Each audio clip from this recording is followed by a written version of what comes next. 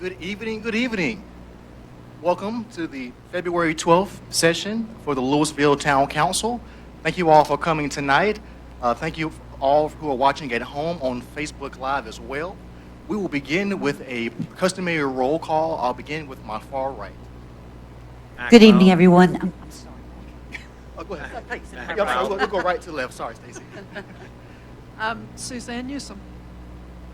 I'm Stacy Howard. I'm Billy Carter. Jerry Gallagher, good evening. Good evening. Thanks for being here. I'm Brady Allen. And I'm Fred Frank. Good to see y'all. Awesome. And also we have our town attorney, Al Andrews, our town manager, Stacy Tolbert, our town Madam Clerk, Angie Lord, with her new hairstyle, looking very stylish today. I saw that. Looks very nice. And our financial officer, Pam Oro. So first, guys, we will begin with an invocation by our council member, Brady Allen, and then we will start with the pledge given by Council Member Suzanne Newsom. Thank you, Brady. Let us pray. Lord, we thank you that we can gather together as concerned citizens and care for our community. We thank you for the town of Lewisville and everything that it means to all of us. And Lord, as we make decisions on behalf of our town tonight and we hear the voices of the concerned citizens who have come here tonight, I pray that you will guide us and that you will give us your wisdom, Lord, as we try to make decisions for the betterment and the best of our town. And I pray all of these things in Jesus' name.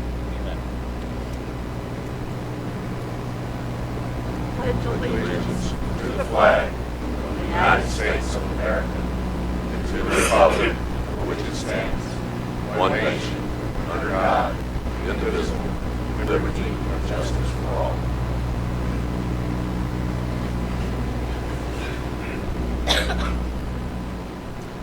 All right, council members, you received a copy of the agenda prior to today's meeting.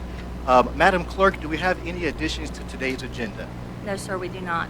All right, may I have a motion to adopt the agenda?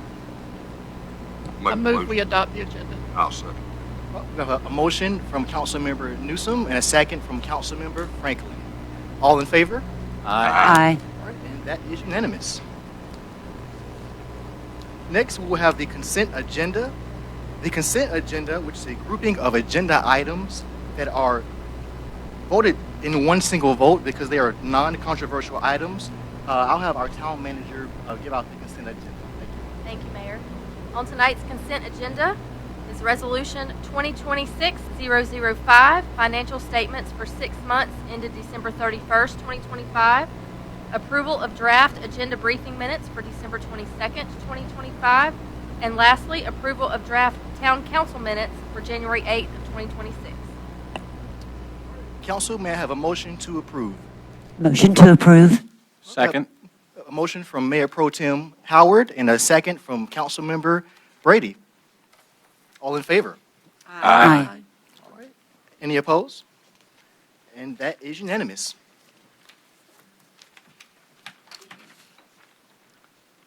All right, now we have a few presentations that we'll begin with. First, we'll have a proclamation, Proclamation 2026-001, a proclamation to proclaim February 2026 Black History Month. I have an inspirational story for you guys tonight. When I was running for mayor here in Lewisville, I did do my research on the town, and I was honored to know that Louis Loganauer, our namesake for our town, one thing that he did in the late 1800s was he sold a plot of land to the AME Church. They were a church organization from New York, and they began the New Hope AME Church back in 1885. So that church is still here today, thanks to our town's namesake, Louis Loganauer. I do have a few members from New Hope here today to receive a proclamation for Black History Month. I think it's only fitting that those folks are here to receive it, and also with myself, of course, being the first African-American mayor of the town of Lewisville. first, I will read the proclamation, and then I'll have Mr. Robert come up to receive it. All right, so this is a proclamation 2026-001, whereas this year we celebrate 250 years of American independence. From the beginning, our country has been blessed with countless Black American heroes. Whereas for more than 2.5 centuries, these legends have made timeless contributions to our government, law, military, sports arenas, workforce, and culture. Whereas America's founding has rooted in the belief that every man, woman, child is created equal, and these principles have inspired and informed the independent, bold, and pioneering American spirit. Whereas Carter G. Woodson spearheaded the first observation of Negro History Week in 1926, making this year 100 years since the foundation of that idea. Whereas February has chosen for Black History Month to demonstrate the contributions of Frederick Douglass and Abraham Lincoln, who both had birthdays during February. And now, therefore, the mayor and town council in Lewisville do hereby proclaim February 2026 as Black History Month. In the town of Lewisville, all residents are urged to celebrate the contributions of Black Americans to our local, state, and national greatness and their enduring commitment to the American principles of liberty, justice, and equality, proclaimed this 12th day of February 2026. So I have a member from New Hope AME Zion Church coming down, and we'll present the proclamation.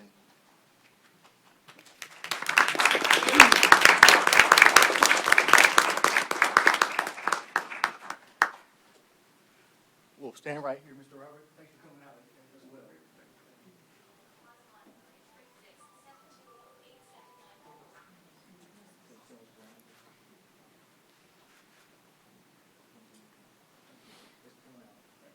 Take care. Thank you.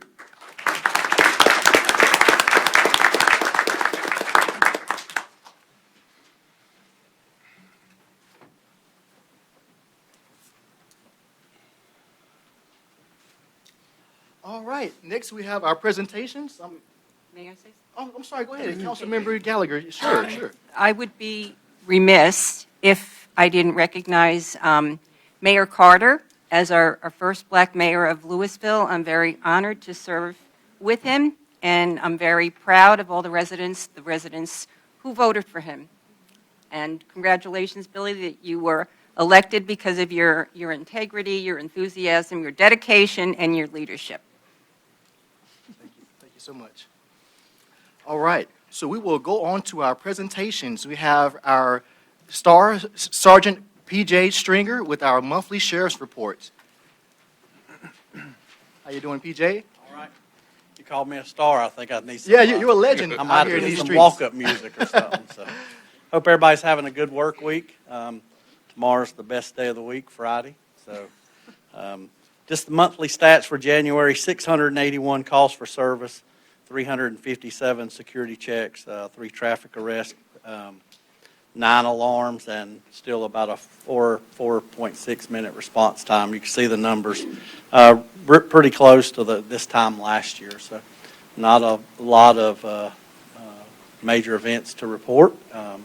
Glad everybody remained safe in the snow and the ice, and appreciate all the work from the town staff helping us out when we needed to close roads and get barricades out. So it was really a group effort, and I appreciate John and David and the rest of the staff helping out with that as well. So hope everybody has a good rest of your work week and a good weekend, and thanks for allowing me to be here. Thank you. PJ, thank you for everything you guys do, especially as we recently had our inclement weather. We really appreciate all the deputies here in Lewisville, and I get to run into them throughout town, and I express my gratitude to them when I see them, but I don't get to see all of them, so please pass along my gratitude to them. Sure will. Sure will. Thank you. Thank you, PJ.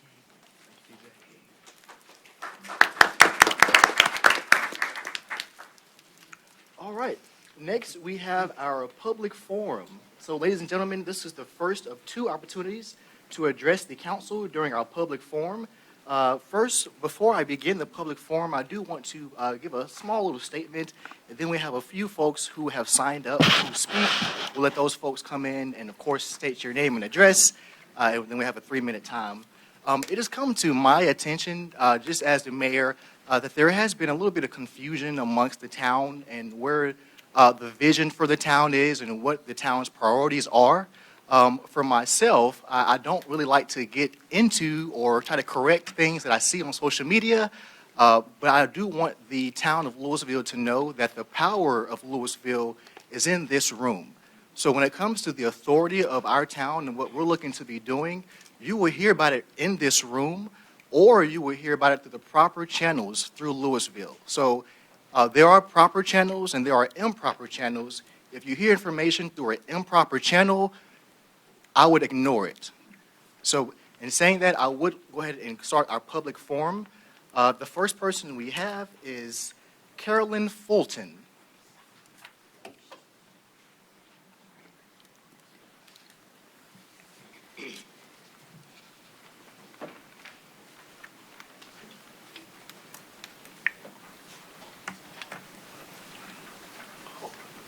Yes, my name's Carolyn Fulton. I've been a resident here in Lewisville for about 30 years. And I've heard a lot of talk about us getting a Lewisville community pool. And I just glad I'm the first one to talk to you about it because there's so many other things that I think Lewisville needs besides the community pool. We have 5 YMCAs that surrounds us, pretty close. They all have swim lanes. They all offer swim lessons for adults and children. And a community pool would, I'm thinking that it would invite a lot of outside people in. There would be a lot of expense to it for insurances, and you'd have to have lifeguards. There's just a lot to a community pool. And I think that we owe it to our YMCAs to support them too. And because they really reach out to the community. And most of the larger developments or some of the developments around Lewisville, they already have pools in their community. They have community pools. So they wouldn't be coming and using a community pool. As I work on the beautification committee, I see I have gardens, and there's gardens all around us, and I've been trying to talk to people about yard waste, getting that started. That would be one of the better things I think that Lewisville would need. And but mostly, I think that we have the YMCAs. We should support them. And try to look around and see all of the pools that people have in their developments and how much a community pool would really be used. So, thank you so much. Thank you.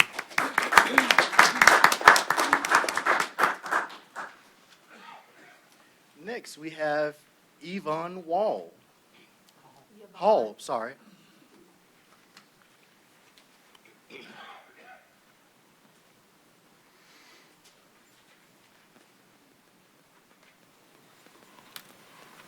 Good evening. Good evening. Yvonne Hall, 713 Lewisville Clemens Road. As a longtime member and chairman of our Beautification Committee and Comprehensive Plan, I am unsettled by the views of a few of our newly elected council members. What you are proposing does not align with our small town vision. Our town does not need a public pool or bringing back fireworks, nor the tax increases on property owners that you propose to pay for these unnecessary items. Unfortunately, a few of you have chosen in a negative way to change the vision we have for our great town. If we're allowed to succeed in 2 years, we won't recognize our town. Lewisville now is family-friendly, peaceful, quiet, safe, walkability, well-maintained, affordable, and low taxes. Majority of us love the way it is, so let's keep it that way. Fred, glad you again sitting in your chair and asking. We worked together many years, and ask you to educate them on what Lewisville is about. And to those who are serving to protect our community, I thank you. I am asking the entire council to protect our town from tax increases, fireworks, and a pool we don't need nor can afford. Thank you.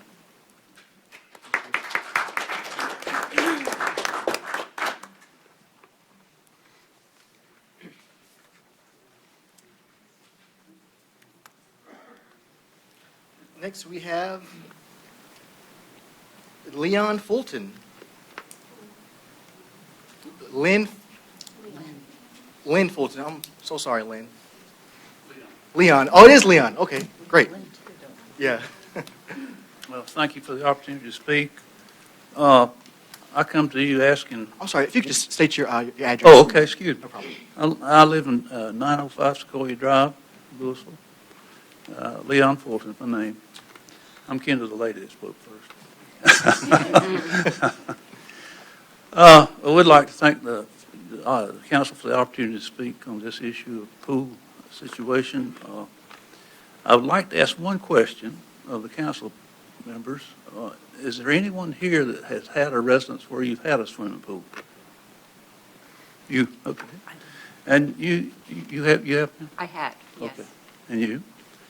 Well, I'm glad to see that you three have had some experience about what it takes to maintain, what it takes to take care of, what it takes to expense that's involved in all of that. To think about a situation I was thinking about today about this pool idea is the fact that aside from the expense of putting in a pool, you have so many other things involved that you'd have to put in. You'd have, if it was not close to any kind of facilities as far as restroom facilities or changing rooms facilities or anything, you'd have to build that in addition. You'd have to have a pad course for the pool.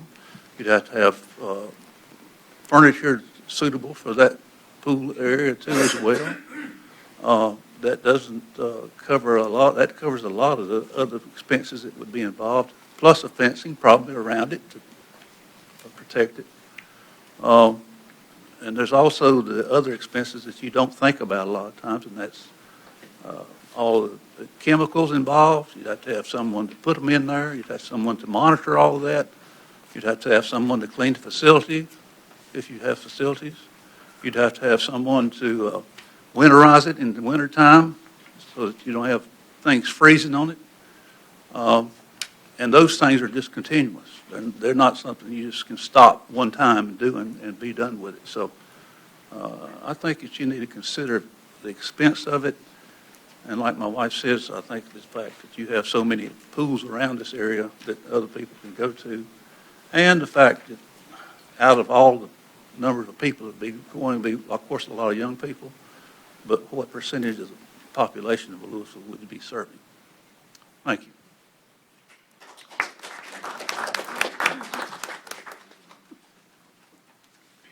All right, next we have Susan Fry.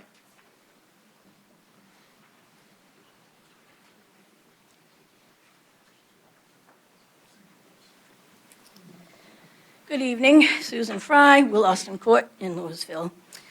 The previous speakers are probably a great segue for me because I'm here as a resident who cares deeply about how we communicate as a community and how we gather public input. I want to address the growing reliance on Facebook as a tool for surveys and community feedback. While I understand the intention to reach people quickly and informally, Facebook simply is not a reliable or equitable platform for civic engagement. Even when these posts are not on official town pages, they can easily be misconstrued as carrying the weight of an official town survey. There's no way to verify whether the respondents are actually residents of our town or whether individuals are using multiple accounts. That means the results can be skewed, misinterpreted, or even manipulated. Decisions that affect our town deserve better data than what a social media poll can provide. More importantly, beyond the accuracy issue, Facebook also tends to amplify division. The structure of the platform encourages quick reactions rather than the thoughtful discussions. Instead of bringing neighbors together, it often creates an us versus them dynamic that doesn't reflect who we really are as a community. I also want to speak briefly about the tone of some of the conversations happening online. Using terms like Karen to dismiss or insult someone who simply disagrees is not only disrespectful, it's childish and it's counterproductive. We can disagree without demeaning each other. Our town deserves a higher standard of discourse, especially from those in leadership positions and those representing the town in an official capacity. We have a town social media policy guideline that was approved in May of 2022. It outlines expectations for respectful communication and appropriate use of platforms. I believe it's important that we adhere to these guidelines consistently. Doing so builds trust, sets a positive example, and ensures that all residents feel welcome to participate. And most importantly, I want to emphasize that there are better ways to engage the public. Tools like verified email lists, town-hosted surveys, public forums, and structured feedback sessions allow for more accurate, inclusive, and respectful participation. These methods ensure every resident has a voice, not just those that are active on various social media sites. I'm not suggesting the posts are intended to create division or confusion, but we can see that this is a result. I'm here because I believe we all want the same thing, a community where people feel heard, respected, and included. And I hope the council will consider adopting more reliable and constructive methods for gathering public input moving forward. And thank you for your time and for serving us.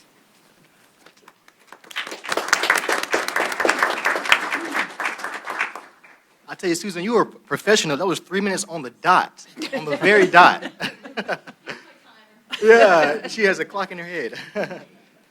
Next, we have Tammy McAllister.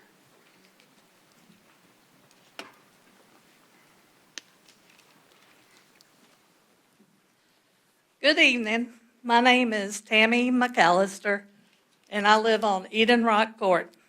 I have been a resident of Lewisville for the past 23 years. What made me want to live here was the small, quiet hometown feel. Over the years, I feel like we are getting away from that charm of our town and trying to expand. I am against the townhomes being built on the corner of Robin Hood Road and Lewisville, Vienna. I never imagined that there would be a school in the back of my neighborhood. This has already increased traffic, and I feel that multiple townhouses will just add to this traffic concerns, and we will lose our small town. I feel that our town will begin to look like our neighbor Clemens. I am also very concerned about the budget of Lewisville. I do not want my taxes going for a swimming pool, fireworks, or drones. We already have numerous pools in our town, such as Shallowford Lakes, Willow Run, along with Tanglewood and the YMCA being close by. I think the council needs to focus on the current maintenance and upkeep of our town. I would rather see my tax money being spent on limb and leaf pickup in our area and maintaining our roads during the winter storms. Extra projects such as pools and fireworks would add more strain to the budget and put the burden of funding back at the taxpayers who have already seen a recent increase in their taxes. I also want to express my disappointment with how town issues are addressed on social media. I feel that our town's community page is not the proper place to unite polls and stir up opinions without researching ideas first. This page is for local events, activities, to help us build a positive community instead of dividing us negative. Thank you for your time and hearing my concerns. I hope I can trust the town council to make the best decisions going forward. Thank you.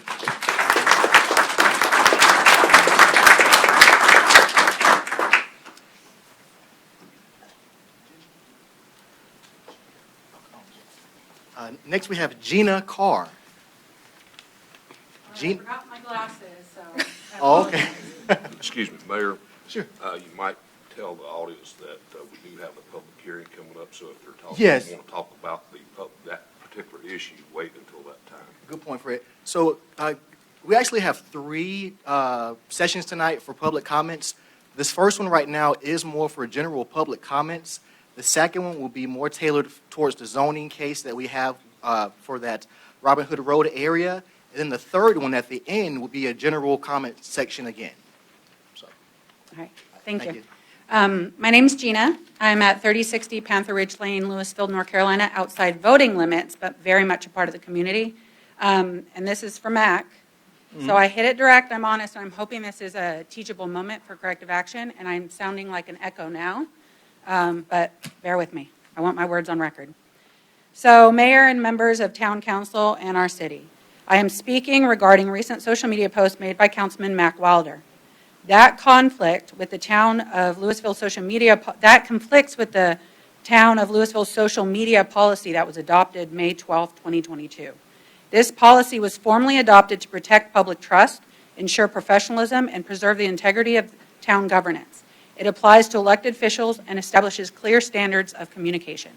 First, the policy directs elected officials to refrain from expressing an opinion or position regarding a matter that is or may come before the town council, publicly advocating to bring back fireworks, I know, conducting online polls about drones versus fireworks, and promoting specific funding conclusions before council deliberation or actions taken outside the formal decision-making process, regardless of the intent.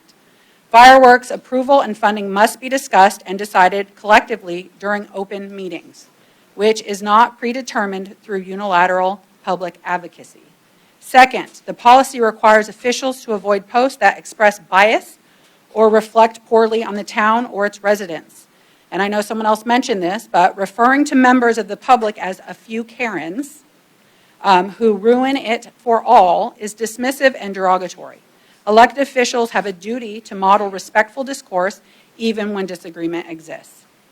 Third, the policy requires officials to verify the truth and accuracy of information regarding the town prior to posting. Councilman Wilder publicly stated that fireworks could be funded without raising taxes, that nothing would need to be cut, and that funding would come from ABC revenue or the general fund. These statements were made unilaterally. Decisions about use of the general fund occur through the formal budget process with full council review and staff analysis, if I'm not mistaken. I'm married to a CPA, I'm not one. No single member has authority to guarantee funding sources outside that process. Presenting these statements as settled facts creates confusion and misrepresentations the collective authority of this body, and misrepresents the collective authority of this body. And I'm sure you saw the outpouring, if anyone saw that, in the comments and the divisiveness. Finally, in the confusion. Finally, because these posts remain publicly visible, they are effectively now part of the public record. This underscores the importance of complying with the social media policy going forward to ensure professionalism, accuracy, and proper governance. For these reasons, I respectfully request that council formally address these violations and consider appropriate corrective action to ensure adherence to the town's adopted social media policy. This is not about fireworks or drones. It's about compliance with established standards, protection of public trust, and maintaining the integrity of this governing body. One I do want to outline, which kind of put me in shock or confusion, is discussing if people thought, and I'm not verbatim, but people thought the town council was acting, I don't remember the exact statement, in good faith, or how many people think town council just does what they want? So that was misleading and a veiled threat or accusation that you guys were not doing things to legal standard, which you guys are the new board. I'd hate to think that, right? So, thank you. Thank you. Excuse me. I'd like to go down there and speak. to the town council, address all these issues that are being brought up. Town Attorney Al, if you can give your word on this, we have a Councilman Wilder wants to speak at the podium. Or I can speak here, it doesn't matter. So council members do get the opportunity to speak at the end of the meeting. I believe there's a time reserved for them to do so.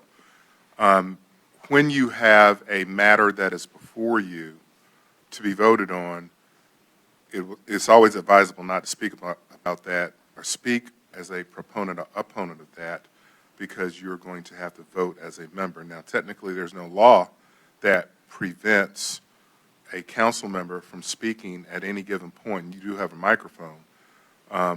But I would caution you that speaking in response to members of the public in a public comment period, this is their period, not yours, does a little bit to invade upon that time reserved for them when you also have a time to do so at the end. So I would generally encourage, although it is your discretion, I would generally encourage you to speak at the time allotted for doing so. That works for me. Okay. So that's all for the signups. Do we have any in? Okay, awesome. We'll start with my left to my right. You can go ahead, sir. You can start. And then we'll still have one more as well, folks, at the end. So I'll let somebody else go. yeah. Steve Thompson, 737 Lewisville Clemens Road. I might halfway agree with this lady, but she is not a citizen of Lewisville. She does not pay Lewisville taxes. I totally agree. I'm against the pool. I'm against the fireworks. Save my tax dollars. Mac, and trust me, I'm a Republican. I'll say it right now. But he has as much right as anybody else to post on Facebook a question. He's not representing the council. He is representing Mac Wilder saying, here's a question. So that's all he's saying. He said we one time, but he weren't talking about we y'all. Because trust me, I went back all through it. It was not we as council. It was we as some other thing, as we're beaten tonight. It was not we. I don't agree with Mac, but everybody has a right to their opinion. I don't want the pool. I don't want the drones. I don't want the fireworks. I don't want my taxes to go up. Y'all are supposed to be representing everybody in Lewisville, not just itty-bitty opinions. So, and I'll speak again later about the whatever out here, the rezoning. I hadn't signed up, but I'll speak again it too. But I don't want you beating up on Mac for asking questions, because questions is where people's opinions come in, and so many people are scared to get up here and say, oh, this is my opinion. I'm not. Trust me, y'all have heard it, you know it. Mac, thank you for asking the questions. I don't agree with you, but I respect your questions.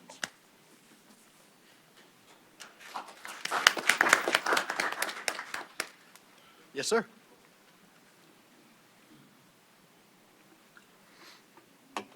Good evening. I'm Monty Long, 188 Sonata Drive. I want to speak to you about a pool. How many of you have ran a community pool? Could you repeat that? How many of you ran a community pool? Like a neighborhood pool or a community pool? You have? I was a lifeguard in the Marine Corps. Okay, but did you run one? No. You understand the expenses? We took care of the pool. Okay. So the reason why I'm bringing this up is I was president of Shallow Lakes for 6 years and involved in the community pool there. And I can tell you the average running cost these days for lifeguards 3 months out of the year is about $85,000. The second thing is that we have 56 miles of road to maintain here in town. There's a lot of infrastructure that is deteriorating. If we decided to build a pool, and let's say it's $5 million, 1 cent of tax dollars equals $258,000 roughly for the town of income. Now we're talking about a 19-cent increase if you decided to do it within 1 year. Because if you do that, and our general fund's 8 million, you deplete 5 million of it, or 6 million, then we're going to be in a shortfall if a major project comes up. So I'm not a proponent of it. It's a great thought. I'm not saying it wouldn't be fun to have a community pool. The second thing you might want to consider is location. Because if you're thinking about Mary Alice Warren Center, there's not adequate parking there. And if you say, well, we could share the parking, what's going to happen to the people that rent the facility and are having a large gathering? So keep that in mind.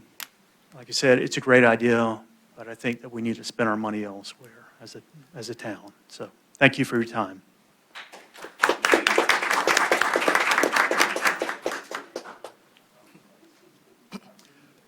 All right, any more public comments for this first section? We will have another one as well for general comments. Awesome, awesome. Now, what I will say, just before we go to our next item here for the public hearing for the rezoning, I can let folks know there is no general consensus as of right now on this council to raise 1 cent of tax dollars for a pool.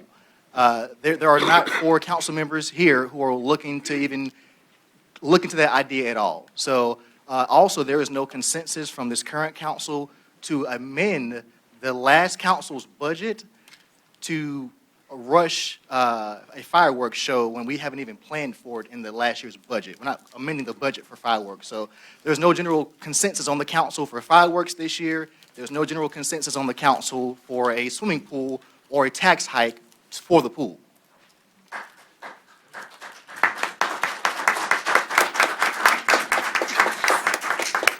All right, next we will go into our next public hearing. I'll have our town planner, Lynn Cochran, come up. We have ordinance 2026-005 to amend the zoning map of the town of Lewisville for 4-Star McAdams to rezone 7 properties, 20.4 acres at the corner of Lewisville, Vienna Road and Robin Hood Road. Thank you, Lynn. Thank you, Mayor. I appreciate that introduction. Get my little box. So we have a request for rezoning tonight. The case number is L115.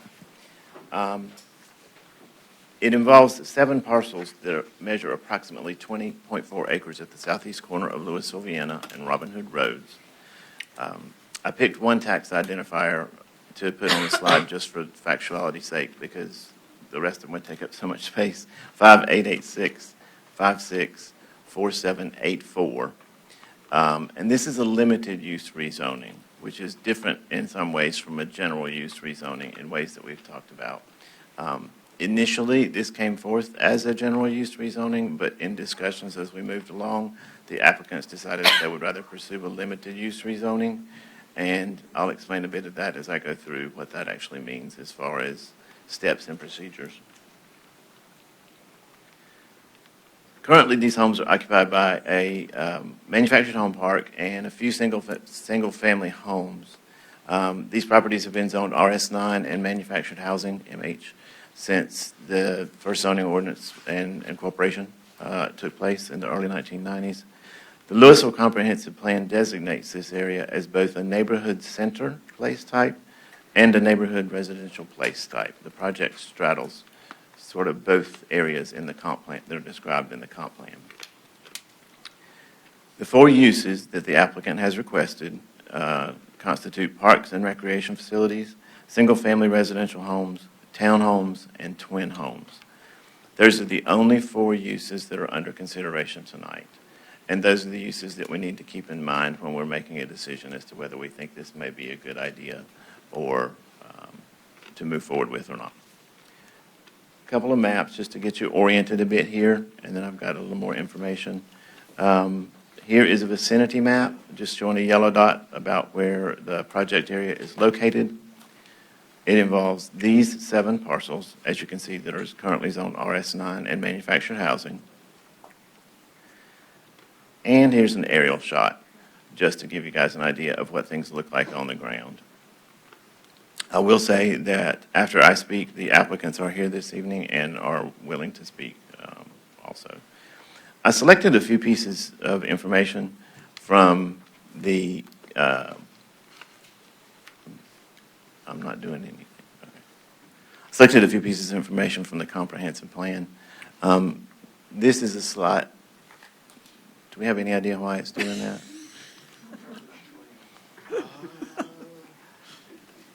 It must be.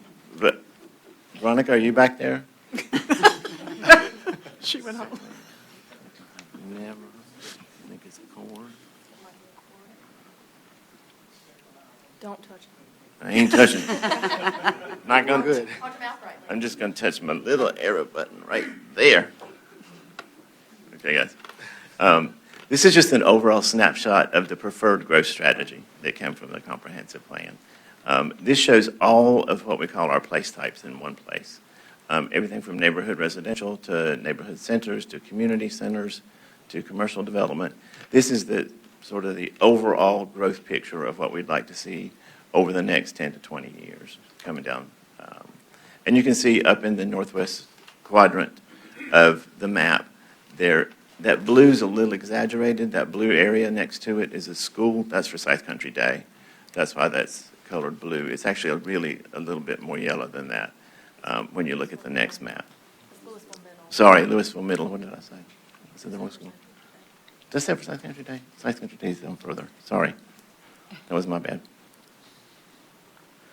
Neighborhood center is one of the place types that we're looking at. And neighborhood center supports small to limited intensity commercial uses around a central area that will be the roundabout coming forth before too long.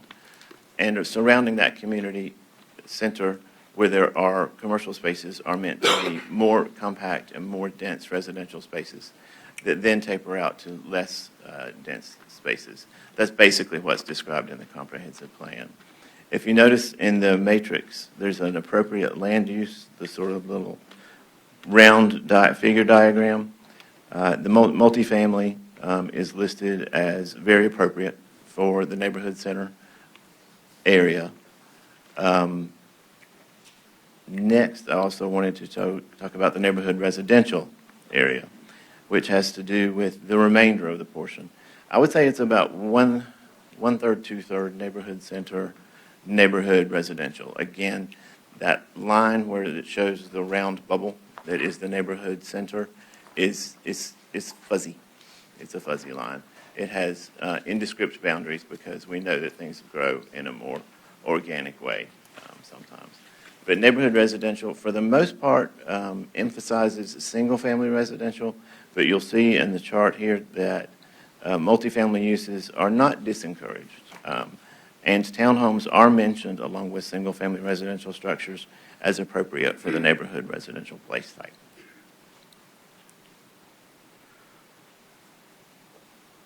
The Northeast Area Plan I wanted to mention because that is a plan that we have adopted as of 2018, and it deals with this, this area specifically, along with our comprehensive plan.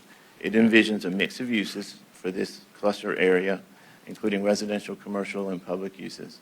This is not the best map, but I thought it was the best one to show the area that we're talking about. The larger area there where you see the concentric circles and the sort of pinkish blush color, that is the neighborhood center in the year 2050 as envisioned by the Northeast Small Area Plan, which matches up with the comprehensive plan. And I just wanted to point that out, that these plans are in concurrence with each other as we move forward. Any questions so far? No? Okay. A couple more things that I've put in to consider. Some transportation considerations. There is not a formal site plan with this rezoning, as we know, so we won't be considering a formal site plan or any site plan specific features. Those should not be considered when making a decision. Only the conditions, only the uses that we talked about. Our ordinance does have an appendix that describes when a traffic impact analysis may be appropriate. Ultimately, NCDOT is who has the power to say if a traffic impact analysis is warranted. They have seen this plan. They have spoken with McAdams and Four Star, and they have suggested 2 turn lanes on Lewisville, Vienna but have not suggested a formal TIA, which could be requested, but again is ultimately up to NCDOT to decide whether they're going to conduct one or not. The TIA guidelines, again, are included as an appendix in the ordinance. And project density is another thing that I wanted to talk. We've talked quite a bit about this project density at the planning board meetings and at other meetings. So I'm going to give you some basic math here and then sort of explain what it actually means. Using general calculations, I calculated the density for what RS9 single family, RM8 single family, RM8 townhomes, and RM8 twin homes would look like on a strict mathematical basis. And when I say strict mathematical basis, it's because we have 20.4 areas, 24 acres of area that we're talking about, and we have limitations on the number of dwelling units that we can fit into those 20.4 acres, depending on the zoning. For RS9, we're talking about 98 single-family homes. For RM8, we're talking about 111. For RM8 twin homes or townhomes, we're talking about 160. For twin homes, that would be 82 home structures as opposed to 160 structures. But the big qualifier I want to throw on this one is this does not take into account the areas that are needed for roadways, that are needed for open space, that are needed for tree preservation, that are needed for neighborhood amenities, just lawns and that sort of thing, entrances and exits. Those things take up enough room where this level of density is never reached. But I just wanted to make that point in case that can be a little confusing when you're thinking about density. Does that make sense to you guys? Make sense to everyone?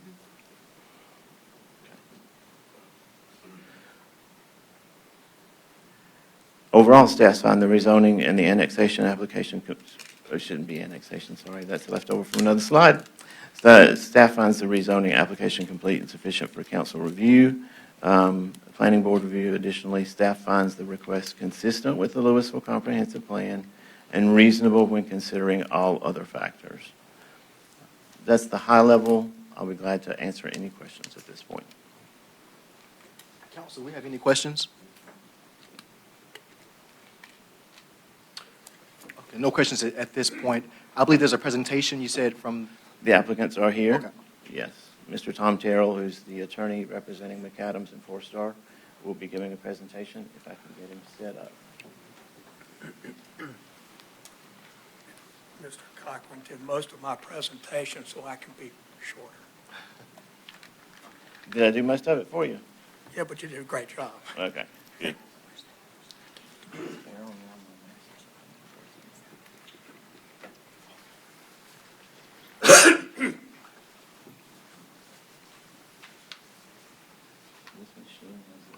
That's okay. Mayor Carter, if I could just go ahead and start. He's pulling up our presentation. Okay, I'm sure you're going to find somebody. Okay. My name is Tom Terrell. I'm an attorney in Greensboro. I live in High Point. I practice law out of Greensboro. For most of 40 years, I have represented towns like Lewisville, counties all over the state of North Carolina as outside counsel on growth issues. I have represented developers and property owners on growth issues in every corner of the state. In fact, that's how in previous lives I've had a chance to work with Ms. Lord, Ms. Talbert, Mr. Andrews multiple times. So it's a wonderful, thank you very much.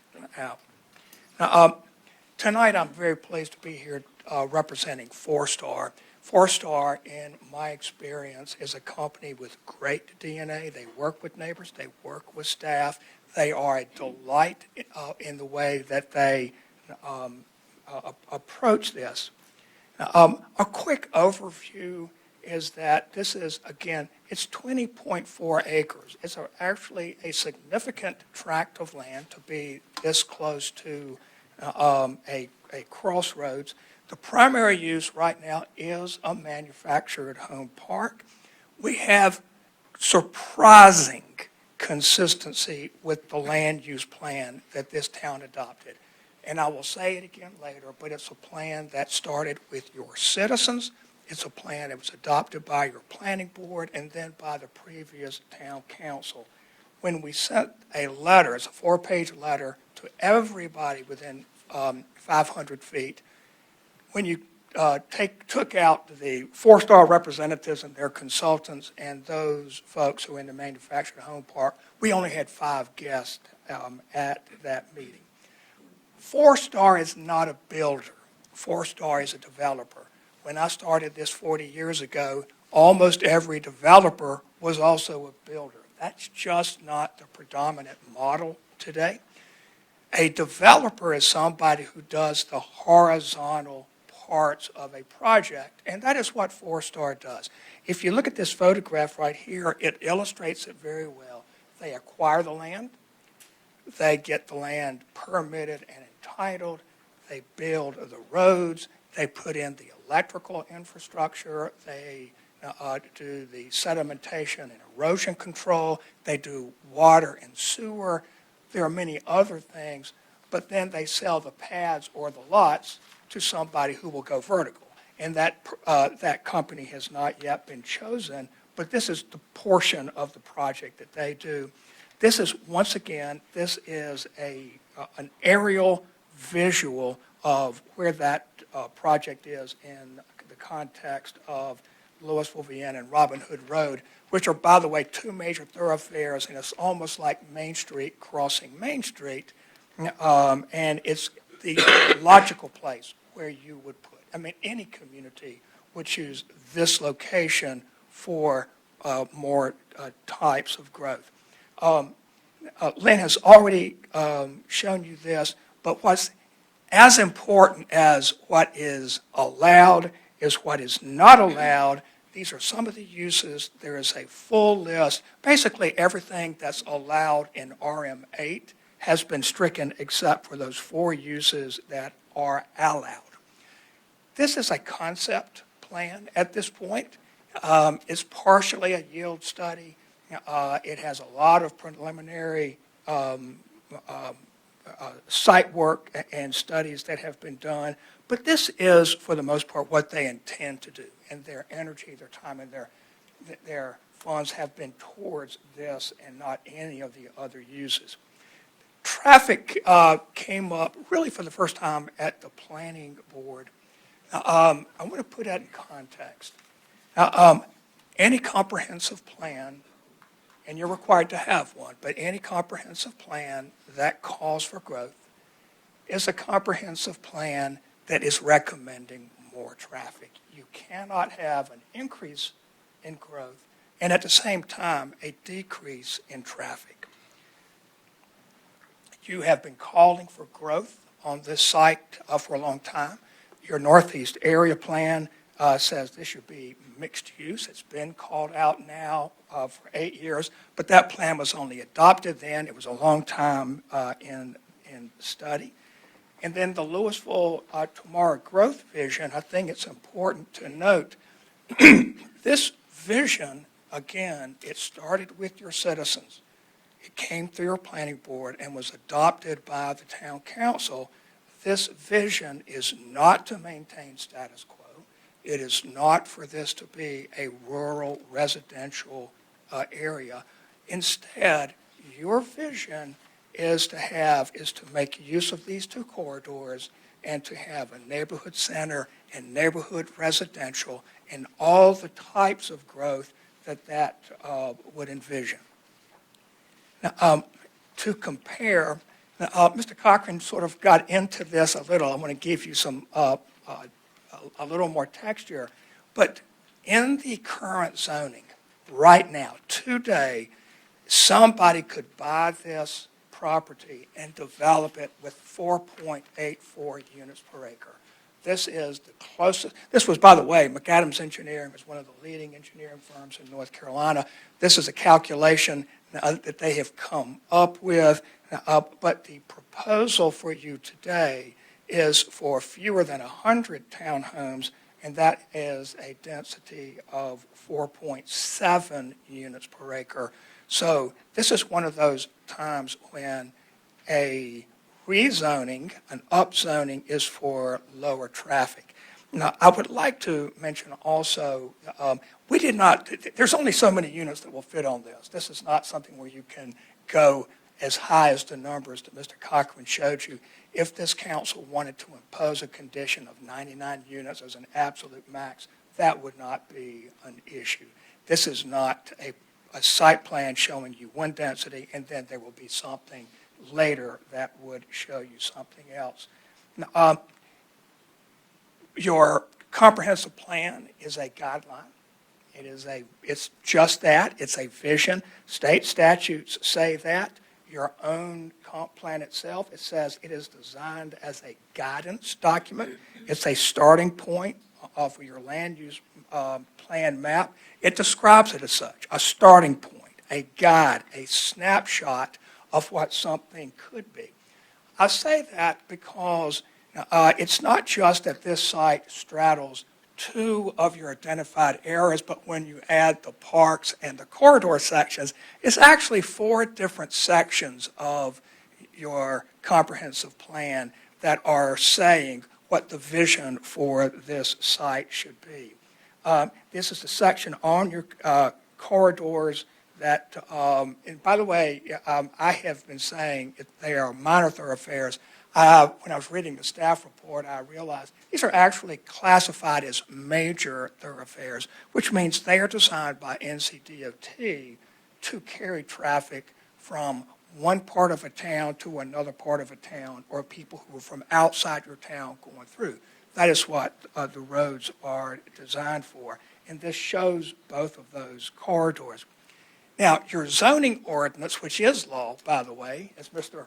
Andrews will tell you, if you look at the top line under future land use category, Gateway Corridor, RM8, is an appropriate zoning district in that. And under the neighborhood center, RM8 and several zoning districts more intense than RM8 are appropriate for a neighborhood center, and that's in your ordinance.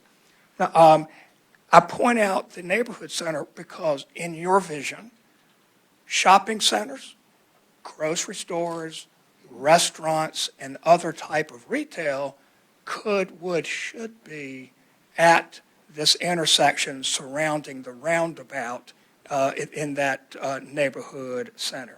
This is what is proposed here is much less dense than that, and it would be a supportive use.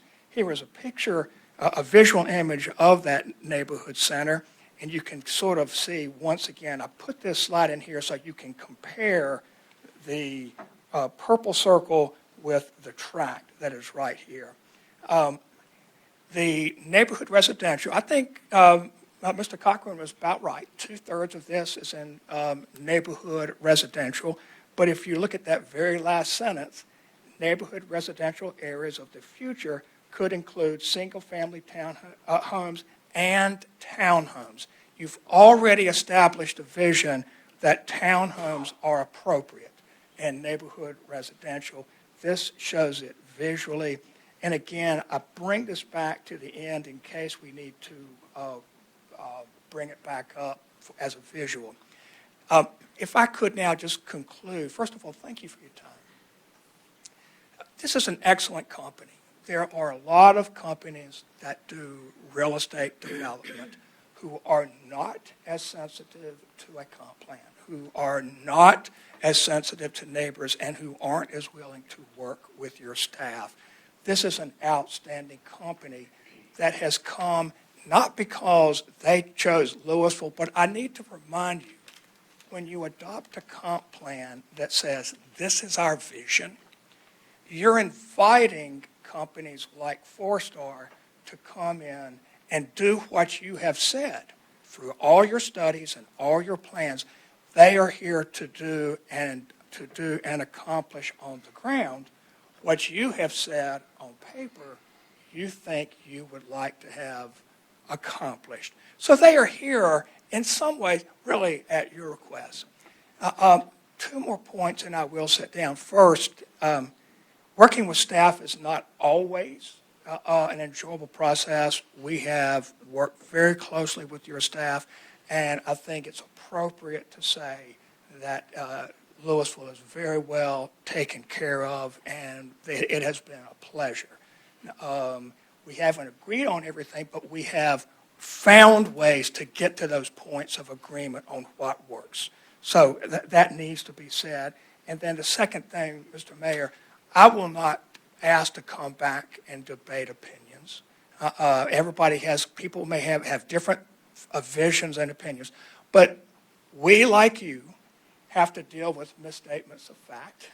We have to deal with misinformation, and if it would be your pleasure, if there are things said that are just not correct or are inaccurate, I would like to come back to address them so that the record is clear and what you were voting on is not in dispute. Now, Mr. Sean Talbot is going to follow me very briefly, but I'm glad to answer any questions if you have them. Council, do we have any questions at this moment? Not at this point in time. I'm interested in traffic. Yes, ma'am. I think you have described traffic during peak hours. Would you expand on that? Yes, ma'am. Ms. Nussman and I have had some email exchanges about this. I am not a traffic engineer, but I live with traffic engineers in a lot of contexts. A traffic engineer is to traffic like a structural engineer is to a bridge. They use physics, they use math, they use models, they use industry standards, and a lot of tools that those of us who, if we didn't know it, wouldn't be aware of how they do this. They can predict with tremendous accuracy what the impact of a project is on a transportation system. McAdams, again, is one of the best engineering firms that I get to work with. They use the Syncro modeling. It is the most sophisticated transportation modeling software in the world. If there's any more sophisticated, I'm unaware of it. They take current counts, when they're doing a full study, they take current counts, and then they also look at the use. They take the most conservative use. If, for example, it's a shopping center, they are required to use the most intense uses that could be in that shopping center. If in this case, they use the higher number of units to do their analysis of. And then if you look at a full-blown study, it'll kind of blow your mind. You'll see the executive summary. It's about 30 pages, but they can go on for 200 or 300 pages of all these variables and diagrams where they take tens of thousands of points of data that are bounced against each other to come out with the conclusions that they reach. Those conclusions typically are translated into where the access points have to be. And some of this is discretionary, but that comes on the part of usually with DOT. They look at site distance. But they, in this case, they will be required, and 4-Star has told Lewisville, and DOT, very glad to do this. They, based on the traffic numbers, they have to build at their expense a right turn in for northbound traffic on Lewisville-Vienna. They are required to build at their expense a left. In fact, let me see, you can look at it right there. As you come south, there would have to be a dedicated left turn lane for cars going in. The reason you do this is it gets them out of the lane of traffic. If you're slowing down to turn, you slow down in that turn lane. Or if you're turning left, you have this, in fact, the length of that stem that they have to sit in is mathematically determined based on a variety of data. But in that storage space, you sit waiting to turn left while everybody else can go past you. Those are the things that traffic studies end up determining. And sometimes they recommend changes in light signalization, turn lanes at lights, things like that. Councilmember Newsom, I'm not sure that answered all the questions, fully your question, but I appreciate that you asked that.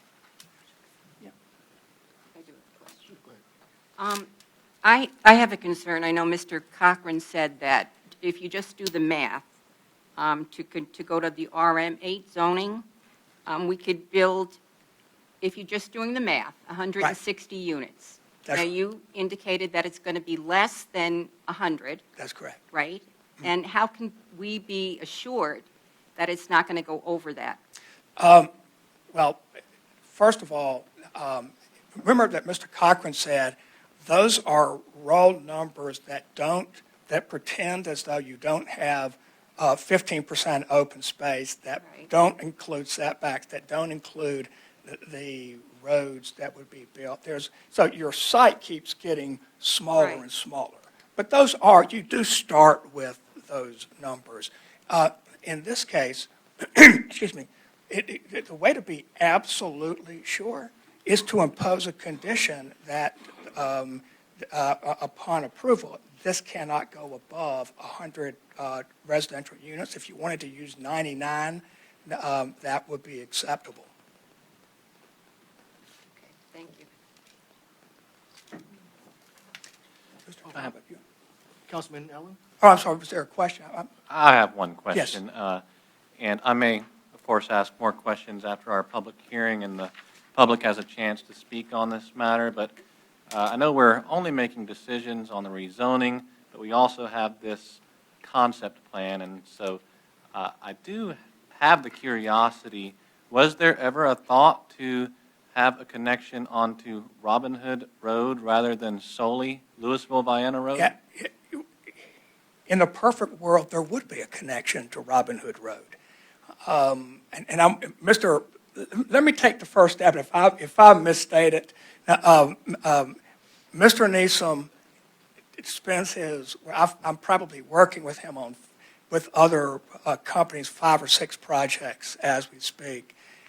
In order to develop this site, the only way to do the grading that also has proper sedimentation and erosion control, that has a sedimentation pond that enables them to put in the electrical and the water and sewer. Remember, water, you have to have that at certain depths. To do that, the average drop-off from Lewisville, Vienna will be about 15 feet. Now, currently, you can drive in right now in an undeveloped tract of land from Robin Hood. But when you combine the parcels, it changes everything. And that would be about an average of 15 feet. And that it would be unsafe. It would be infeasible. Okay, thank you for answering my question. Did I misstate that? Okay. All right. Okay, so we'll go ahead and begin with our public hearing. Mr. Talbot with 4-Star would like to speak for like a couple of minutes if you. Thank you, Tom, and thank you, Council, for the opportunity to speak with you this evening. I really am just here, again, Sean Talbot with 4-Star. I'm here to just introduce myself, answer any questions you all may have. We'll probably have some of our technical questions go toward Mr. Neeson. I'd just like to make a few quick points. One is that I actually live less than 10 minutes from the properties we're talking about this evening, and so it is important to me as someone who does live close by, and it is important to the team, excuse me, that I work with, to be a good neighbor. And, excuse me, if you give us the opportunity to do so, we'd like to show you what a good neighbor we are when we come into a community. Second, and this is echoing some of what Tom said, I do want to commend the staff that you all have. They're very competent, they're very passionate, they communicate very effectively. As he said, they do not always tell you what you may want to hear, but they do represent Lewisville very, very well, and I commend you for the staff that you have. And finally, I would actually like to read a letter from one of the owners of the manufactured home community. He had intended to be here tonight to speak, but actually had to have an emergency a medical procedure tomorrow morning, and so was unable to, and asked me to read a brief letter, and I will be brief. Good evening, Mr. Mayor and members of the council. I am the owner of the manufactured home community located at 6388 Robin Hood Road. I'd like to use this opportunity to provide a brief history of the property, why we are considering selling, and why we think this is the right project for the community to support. We originally purchased the property as two married couples in 2003 through DRSP Properties, LLC. At the time we purchased, the property consisted of just one manufactured home and a brick home from the 40s, with zoning for up to an additional 13 manufactured home units. We were limited to that density due to the age of the septic systems and well water system, both of which were first put into use in the 60s and are still the same systems in today. The plan when we purchased was that I would secure the financing and purchase additional manufactured homes to place on the property, while my partner Steve would manage the day-to-day operations and maintenance. We eventually expanded to the 11 homes we have today. Our plan worked well until 2010 when Steve was diagnosed with colon cancer. He would pass away in 2012 at the age of 53. So for the past 16 years, I've done my best to manage the community without outside help from a managed company. But doing so is getting harder and harder every year, both physically and financially. Since we have owned the park, we have continuously received unsolicited inquiries from parties interested in purchasing the properties. We had hoped to hold out until the western leg of the Beltway was completed, but delays in that project have made waiting any longer untenable. After I lost my job with Hanes Brands after 36 years in 2018, we were approached by a developer to build a Dollar General, though that never came to fruition. Then in 2023 and 2024, we were forced to remove 2 residents from the community and had to spend significant money to restore the homes that were damaged. At that point, I realized that at my age, I could no longer continue managing the park due to the continued emotional, financial, and physical stress. In the past 2 years, we have had 2 serious buyers who both backed out at the last minute, leaving us unsure of what was to come before Four Star approached us with their plans. We are fully in support of Four Star's proposal, as they were the first group with a well-thought-out plan that followed the comprehensive plan, helped us give adequate notice and assistance to our residents, and ensured we could do right by our residents as we transition into retirement. With the completion of the Beltway approaching and a major interchange on Robin Hood Road just a mile away, growth was inevitable. I truly believe that this project is an opportunity to steer growth toward what is best for Lewisville in the long run versus ending up with a distribution center, data center, or several hundred apartments. I understand there is concern for the 16 residents who will need to move, and I want you to know that I am fully committed to helping them with that transition if this rezoning is approved. However, should it not be approved, I may not be in a position to help our residents because I truly can't foresee being physically or financially capable of operating the community. In my opinion, Four Star's plan is the best path forward to do right by Lewisville, do right by our residents, and allow us to move forward with the next phase of our lives. Thank you for your time. David Whitley.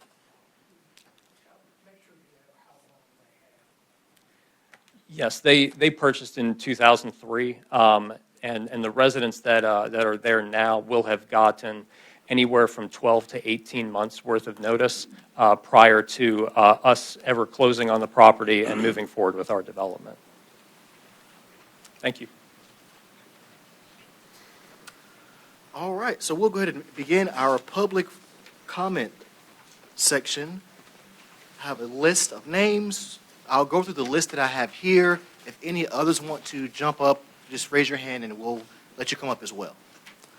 So first on the list, we have Mr. Chip Lanier. I'm sorry, Chip Lanier.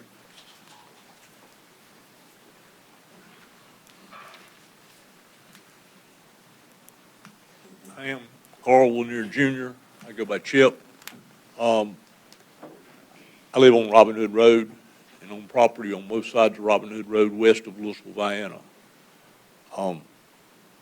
I just want to say that I'm glad to see that the DOT study says that they need to have turn lanes, because that's been a real concern of mine of not being able to get through the roundabout and still come into Lewisville without a lot of traffic. I know in the mornings when the schools open, it's harder to get through there. This would make it harder too. I was advocating for a second entrance, but I don't know what that comes to. So that's my main concern is to push that. I don't have a notion one way or the other as to whether this should be developed or not. That's up to the people of Lewisville and the town council. Thank you.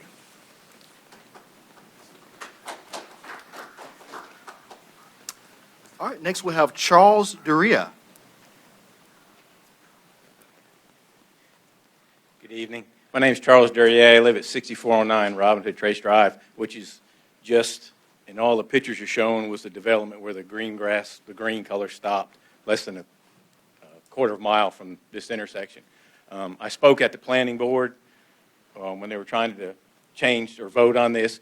My question is, what was the vote from the planning board? Because when they were there, 3 of them said that they weren't in favor of it. I'm just curious as that they said that do we have that? However many planning board members there are, if 3 said yay, 4 said no. Yes. Their vote was 4-2. 4-2? The official vote was 4-2.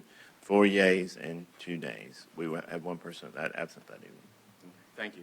And the other thing is, Mr. Sherrill, like I discussed before on this issue, this is not the actual site plan, correct? This is just a proposed, could be, best scenario picture we're looking at right here. So when you say it hit the 4 categories, I'm like a salesman, putting 4 blocks in a spot, right? It's going to have a park. Where's the park going to be? That square right there where the roundabout's going to be, right? And we asked this before, are they going to allow my grandchildren and my children and everybody else who lives in that area come play in that park, being it's a community park? I mean, I know if I paid $400,000 for a townhome, I wouldn't want a bunch of kids that don't live in the area trashing the park, the playground area, up and down my street. I mean, but that's one of the blocks that's in that plug that goes to the town board that's looking at the comprehensive plan as the salesman. The other thing I have is the traffic. And you can say what you want. You said the DOT didn't do a study, correct? Okay. You did a study, okay?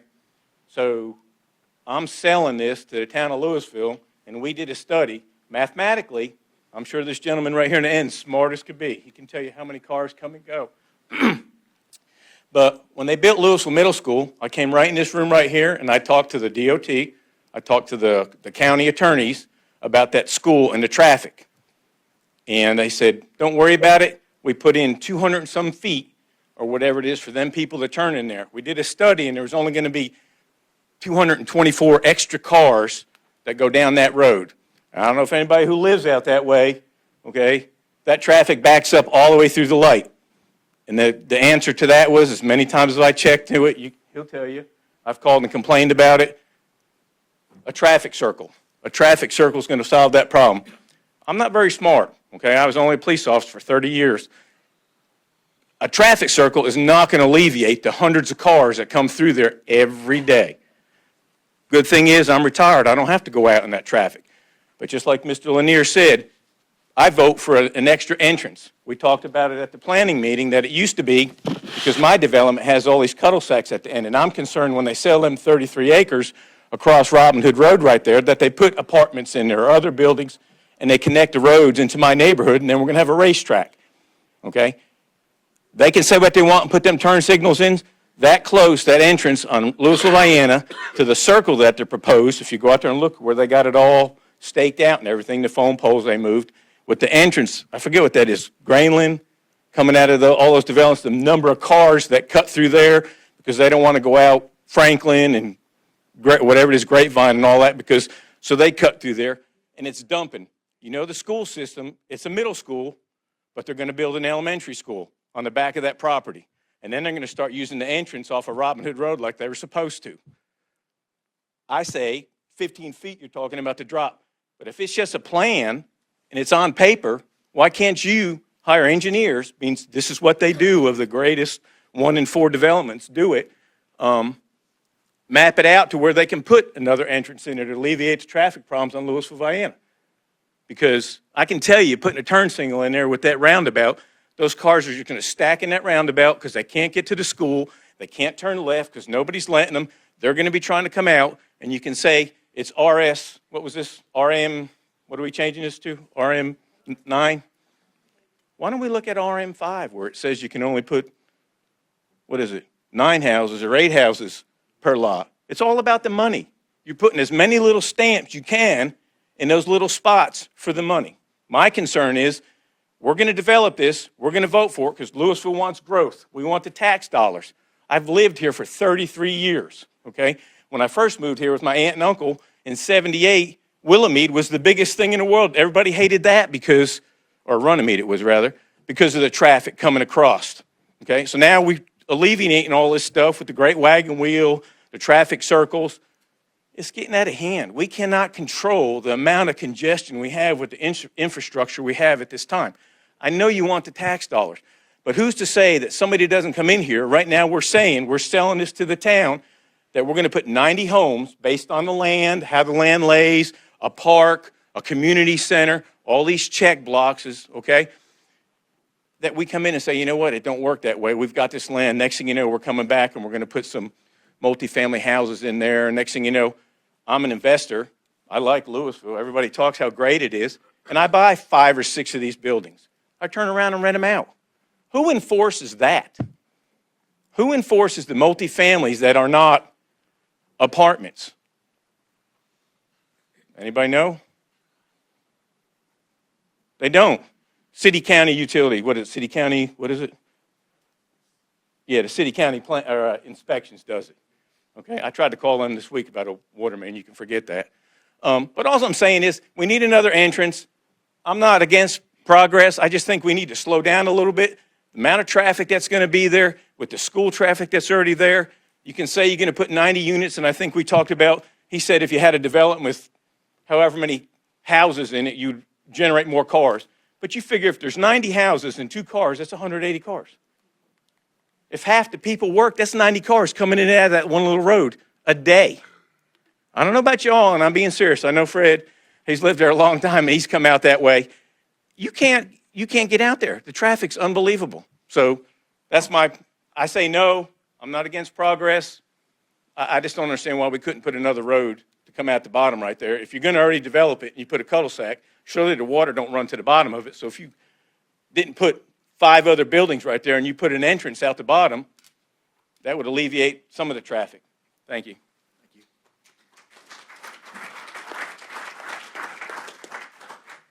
Okay. Is Yvonne Wall still here or Hall? Okay, okay, gotcha. We have Sean. I'm so sorry, guys. I have a Sean. Is that Talbert? Okay, okay. Steve Thompson. I didn't sign up, but I'll take it. Steve Thompson, 737 Lewisville Clemens Road. I don't have a dog in this fight, and thank God I'm not an engineer. But if you look at this, you've got X amount of feet on Lewisville Van and this many feet on Robin Hood. Who is the stupid idiot engineer? Yes, I'm a LLP, limited liability person. If you're going to do this, it needs another entrance besides this one. But, you know, these suits are sitting over here. None of them live in Lewisville. They're looking for this. Just in my opinion, as a resident of Lewisville that lived here since 1990, before we were a town, they're looking at the dollars. I don't disagree with development, but it's like if y'all want to develop something, come to our new downtown area and put some businesses here. Quit looking at just residents where you can live off the tax-paying people. Put a business. And I say suits. Of course, I got 1.5 so 2 suits. But that's all I can say.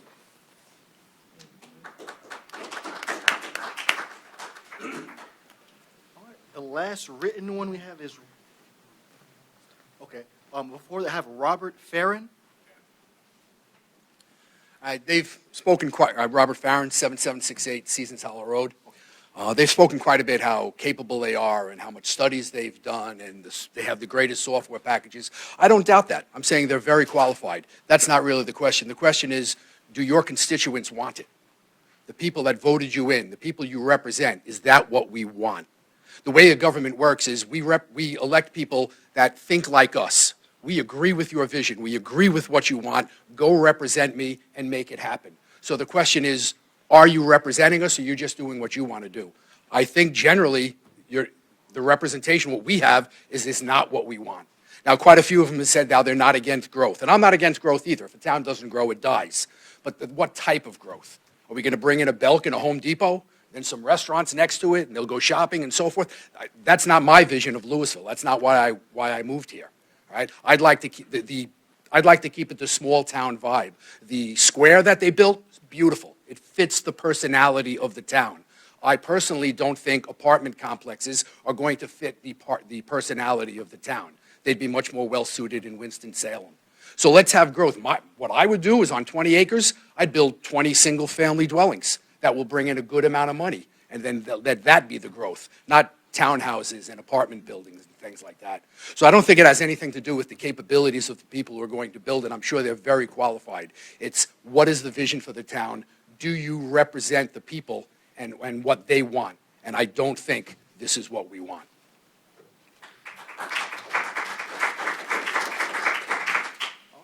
And now we'll have folks from the audience. Thank you, sir. Monty Long, 188 Sonata Drive. I have to say, I mean, our town is going to grow, but it's a matter of how it grows, just like you were speaking about. My only concern with this project is like it was mentioned before, it's so close to the entrance of the school. If you continue with this project, I would highly encourage you revising it and putting an entrance, I think like Steve mentioned, on Robin Hood Road. You've got a much longer distance there. When I look at these plans, if you were just flip it upside down, do a 180, you'd have a nice entrance over there. And guess what? The traffic is going to be easier for your residents as you develop this to get in and out. You put it on Lewisville, Vienna, you're going to create havoc, absolute havoc. And it's going to do nothing but just infuriate people in this town. So anyway, that's all I have to say. Thank you. Do we have any more folks from the audience? Yes, Gina, come on up. Hi, everyone. Gina again from 3060 Panther Ridge Lane. And again, as pointed out earlier, I'm not a voting member, but a lot of my sales taxes come to Lewisville. So don't hold it against me, but I'm from California. I moved here in 2007. And so I'm used to growth, right? But I still want beauty and nature and stuff. I can see what overgrowth does also, and I know what traffic feels like. Not Lewisville traffic, California traffic, and it sucks. So more of a questions, because I think this is beautiful, but has the town done an assessment of what we're going to gain in property taxes for Lewisville and also sales taxes? Because what is our sales tax, like 1.2 million annually that we gain, the town? Do you know, anyone? The budget? Okay. So that based on this with traffic, is there a place we can see a traffic study or anything like that, how much that will increase? Because if this is built here, then my concern is all those people, they're going by the Lewisville Middle School that's already crowded. Is it going to turn off shoppers or those people? They're going to come use the infrastructure in the schools and stuff, but their tax dollars are going to go down Robin Hood to the right to Pufftown. Did I say it correct? Pufftown? So I want to know what that is. Was there a study on traffic, and was there a study on how much it's actually going to bring into the town? That's it. Questions?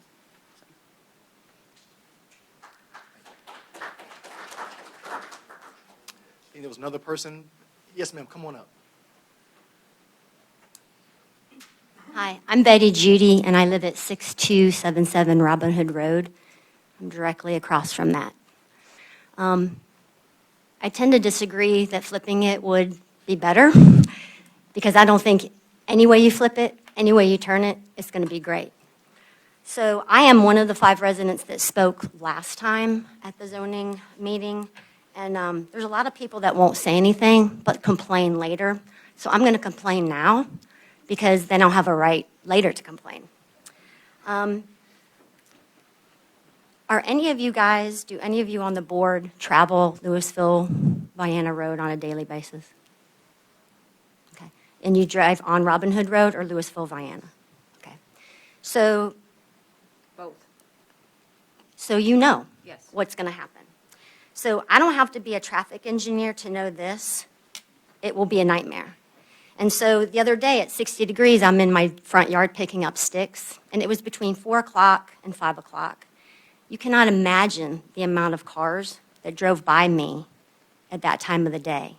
And you're going to add that many more to not only us on Robin Hood, but Lewisville, Vienna, on out, on up, everywhere. And I get that we need to have progress.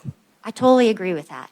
But when we are approached and got a letter sent months ago about this project and come to the meeting, it said 4 different types of land use. And it had a picture, and it had like single-family homes, it had green spaces, it had some double twinplexes and townhomes. Beautiful. I'm like, ooh, that would be cool. But then the next meeting, we came and we saw that, which is 99 townhomes crammed in there as tight as you could possibly get, as many people as you can get on that parcel of land. Scary. If this is done right, it would be beautiful. It would satisfy the need to grow. It would be a beautiful place for people to come and shop and live. But if it's done wrong, it's going to be a headache. Not only for me that lives directly across from it, but all the people in that area within a 5-mile radius. So I'm not for saying you can't do this. I am for progress. But if it has to be done right. It has to be done beautifully, and it has to be done thoughtfully. Thank you.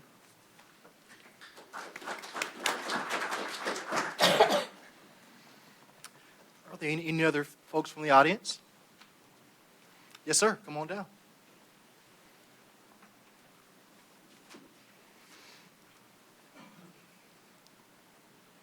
My name's Derek Rittiger. I live at 6929 Barkwood Drive. My property directly abuts on the south side of all of this, that's going to be going on here. I grew up here in Lewisville as a child, moved away, thought enough of the area to move back. And, part of the appeal for us when we moved out here was this kind of pastoral setting that we have out here. It's rural. And that's part of the appeal. I moved away to get away from Winston-Salem to have, the constant sirens and the sound and everything. So it's a much better environment. We directly abut this here. So I live on Barkwood Drive, which comes out directly onto Lewisville, Vienna. We'll now be sandwiched between the school and then this new development. I can tell you with a great deal of confidence, I'm not a traffic engineer, but I'm a pragmatist, and I do have eyes. We can't get out. You cannot turn left as it is during peak hours with the school in the mornings. The traffic backs all the way up to Robin Hood Road. You put in a traffic circle, as was mentioned earlier, it's going to basically wrap around that traffic circle. Now you're blocking traffic on Robin Hood Road. You're blocking traffic on Lewisville Vienna Road. So and it's a definitive issue. We cannot get out. You cannot turn left. You cannot. You simply cannot. I leave for work very early in the morning. I get out. Also, my concern here is, do we have any assurances of what goes on here? Will these properties eventually be turned into, will it turn into rental properties? Is that what we want here, out here in this setting? I think if you ask most people who live out there, they would say no. I'm not sure. I don't know that we have any assurances. I don't know that we have any capability of influencing anything that goes on out here. But I'm not sure this really represents what the town wants. And I'm not against growth.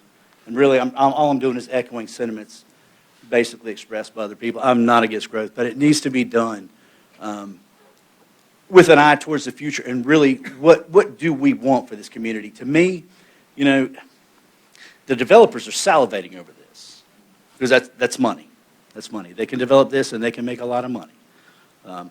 Also, we heard an impassioned letter earlier. That's somebody who also, and I'm not going to disparage, or I'm not going to take away from anything that was said, but that's somebody who's also going to benefit financially from this. So that's about all I have to say. I would very much like to think that we could proceed and move forward and hopefully do something that will reflect where we want to move with this town. I understand we have to grow, but I think we also need to be considerate of what we have here and the whole vibe the town has and why people chose to live in Lewisville in the first place. That's all I got.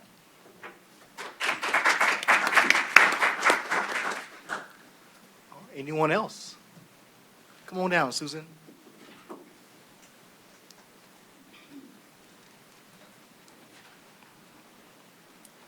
Susan Fry, Will Austin Court in Louisville. I wasn't really planning to speak, but I just one thought or observation that I had is that, you know, these may be the finest engineers ever known to man, but that has nothing to do with, as I understand it, who's going to build and what they're going to build. They're going to do the groundwork.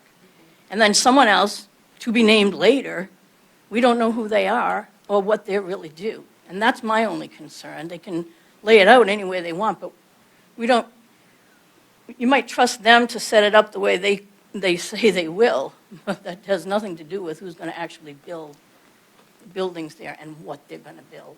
And that would be my only concern. I just feel there's not enough information here to make a decision. Thank you.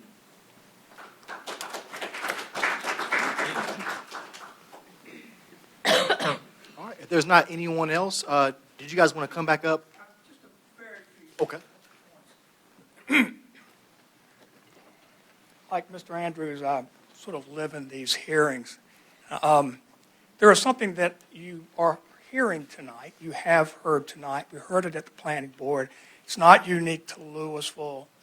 It's a universal statement where everybody wants to embrace growth. They are for growth. They are for progress. You hear this constantly, but there's a comma somewhere in there, but I just don't want it in this location.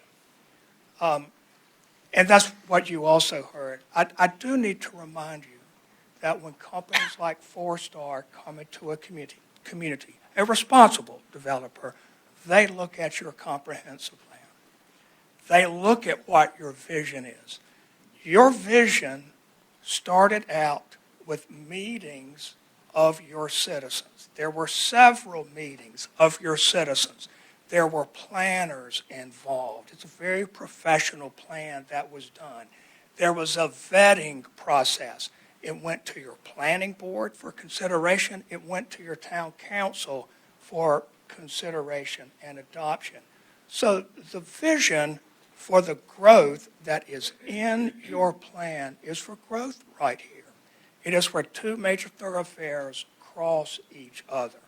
The time to have opposed the growth really was at that time when the town was making a deliberate, slow, considered conversation of what it wants this area and in the entire town to be. So I think that's important. Also, I ask you to remember, this is not the universe of the citizens of Louisville. When someone says, we are your constituents and you need to do what we say, please remember how many people spoke. But if you look at this map, there are hundreds of homes that surround this, many of which got actual notice in the mail or constructive notice by a sign and a notice in the newspaper that said this hearing was tonight, and they chose not to come. And that, to a great extent, means that they are not upset. So there is a silent voice out there that I ask you to consider. The final point I will make and then sit down is that this is really, this company came here as somebody to fulfill your vision. To deny it, you're really saying the vision was wrong. We need to go back to the beginning, and we need to take the growth and the growth projections out of our future land use plan and out of our comprehensive plan and start over and do something that doesn't have traffic. I mean, that's the, as I see it, that is the choice. I'm glad to answer, again, any questions. I know Mr. Allen said there might be questions at the end, and we're here and glad to answer any of them. I have a question for the engineer, and then later some questions that reference the slides that our planner, Lynn Cochran, had prepared. Sure. And so first, the engineer. Good evening, everyone. My name is Brent Neeson. I'm the civil site engineer for this project. project manager for them with McAdams.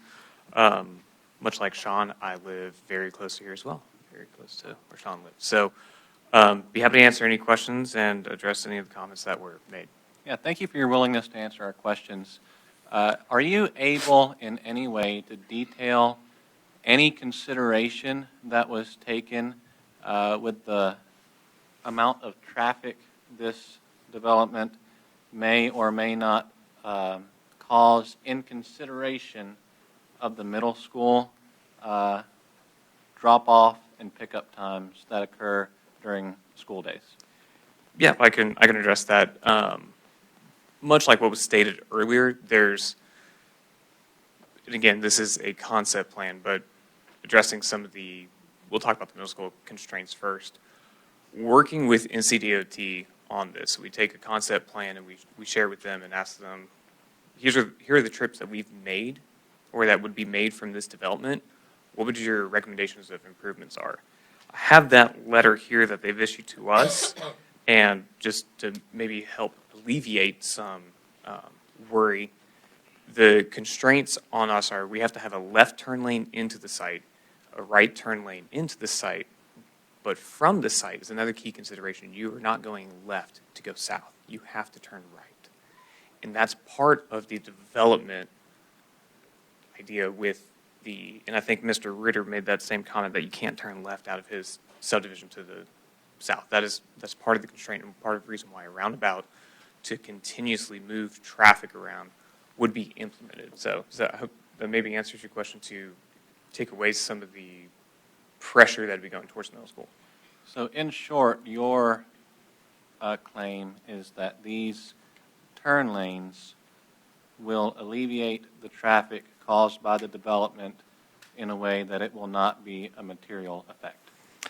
I can copy verbatim what was said in our traffic generation letter as a summary to help maybe alleviate that, which is, it talks about the trips, but the final and summary point is, due to the low trip generation estimates for this proposed development, the development is expected to have negligible impact on the area's street network. And that's twofold. A, because of townhomes generate less trips per day than a single-family residential. And I think Councilmember Newsom, I think it's quite, I'm not sure which one of us got it spelled wrong, but the idea behind is, what is the trip? It's every time you're leaving your house and coming back in. That would be 2 trips. So, my wife and I, she doesn't leave the house every day because she works from home, but the days that she does, we would each generate a trip out, trip back in for the 2 of us. That would be 4 trips a day. Now, I had to come to this planning board or city council meeting, that would be another 2 trips that are generated for that day. So,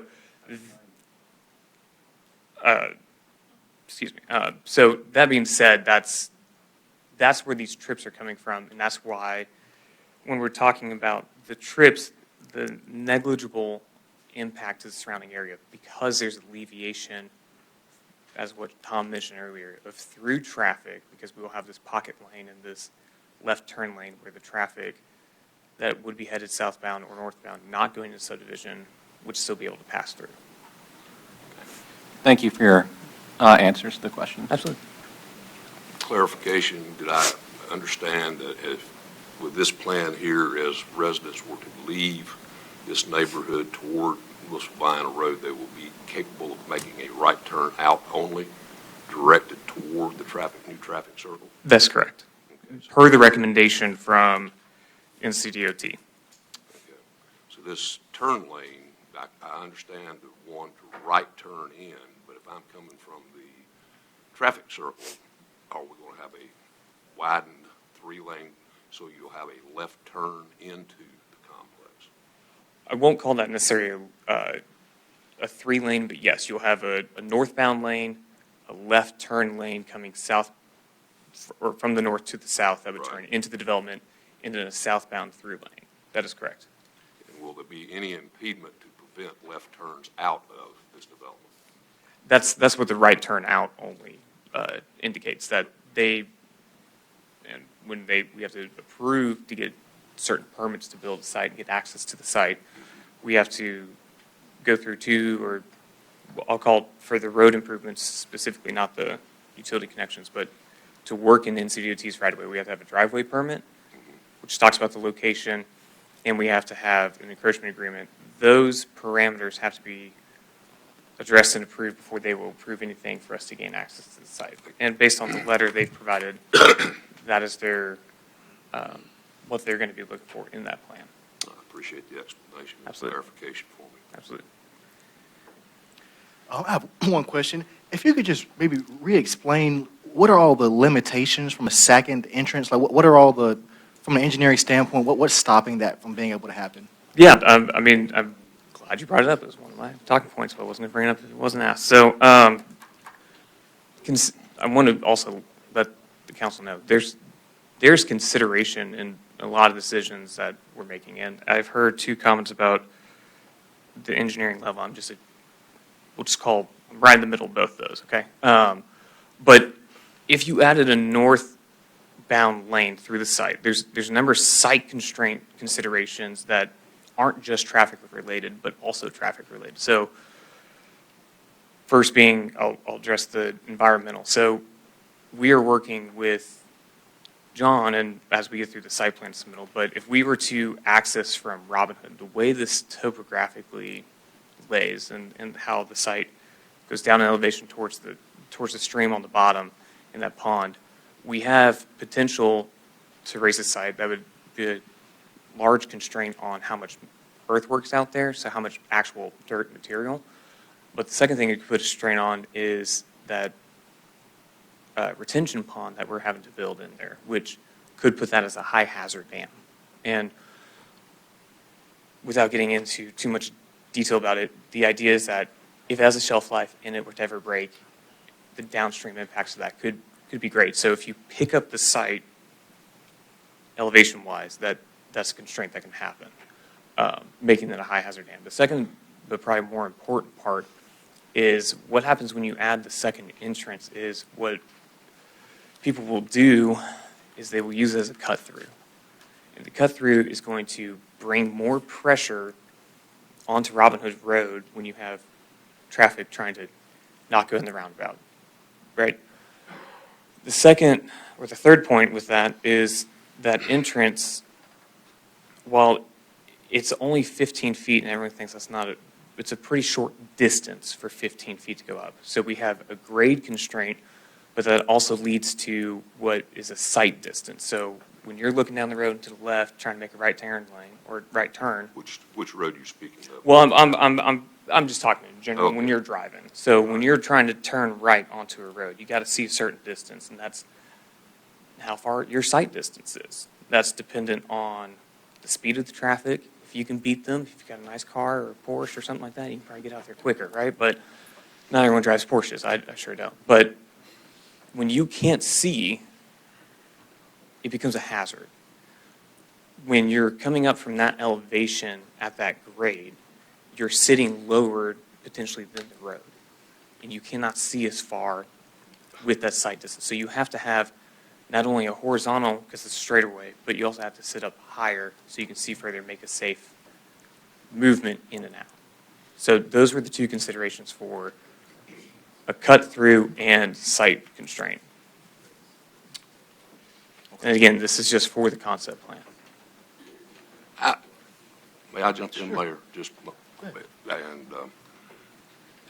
just what you're saying to me about the sight distance to the left and to the right and so forth.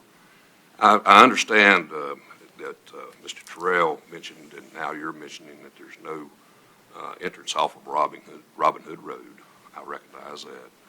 I believe Mr. Terrell stated that the main reason there's not going to be that is because of the elevations as you try to get crammed in more and more townhomes would interfere with placing a road in. But I used to have a pet that I carried to the vet.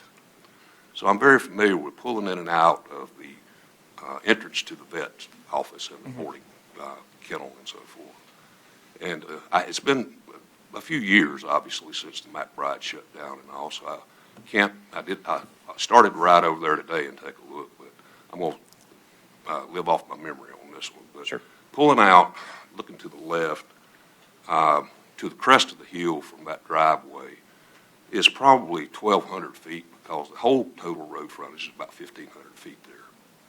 And if I look left, I can see about 1,000 feet that way, 800, 1,000 feet. That's excellent sight distance.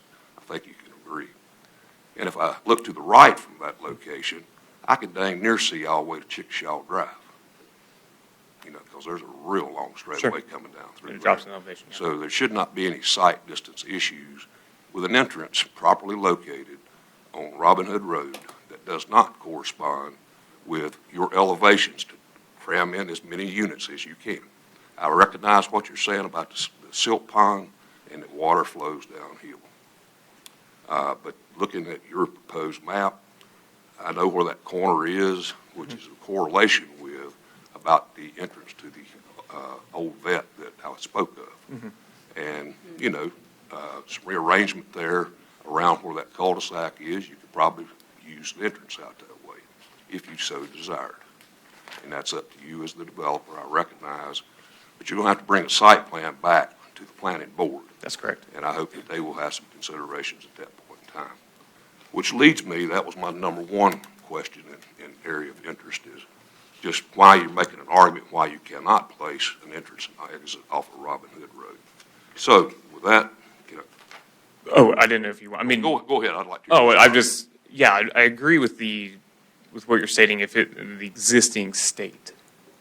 And that's what or previous existing state from what you're calling from your memory.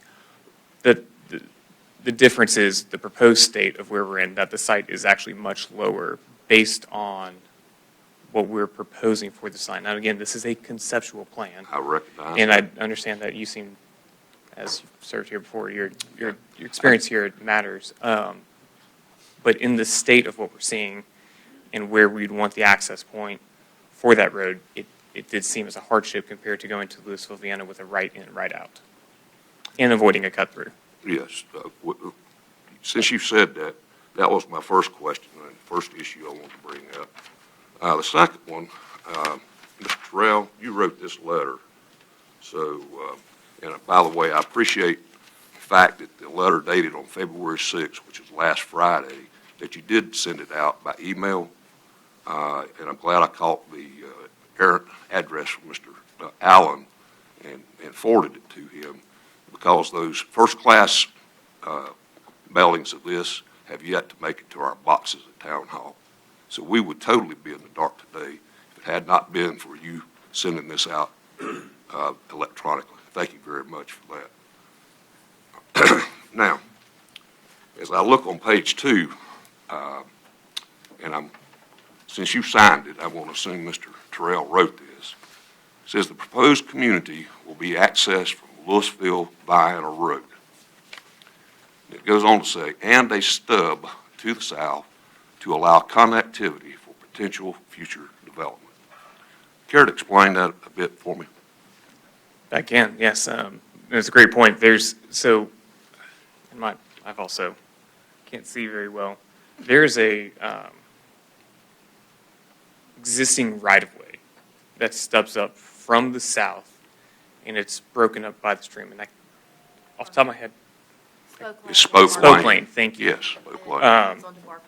Thank you. So it's Spoke Lane projecting north as a 60-foot right-of-way with the road not built. This is for if someone were to choose for connectivity between developments to connect those developments together. It's again, through site plan, it could be recommended not to connect to, but that for typical best practices for the site plan, it's interconnectivity through the adjoining neighborhoods or providing some connectivity stub to a future development.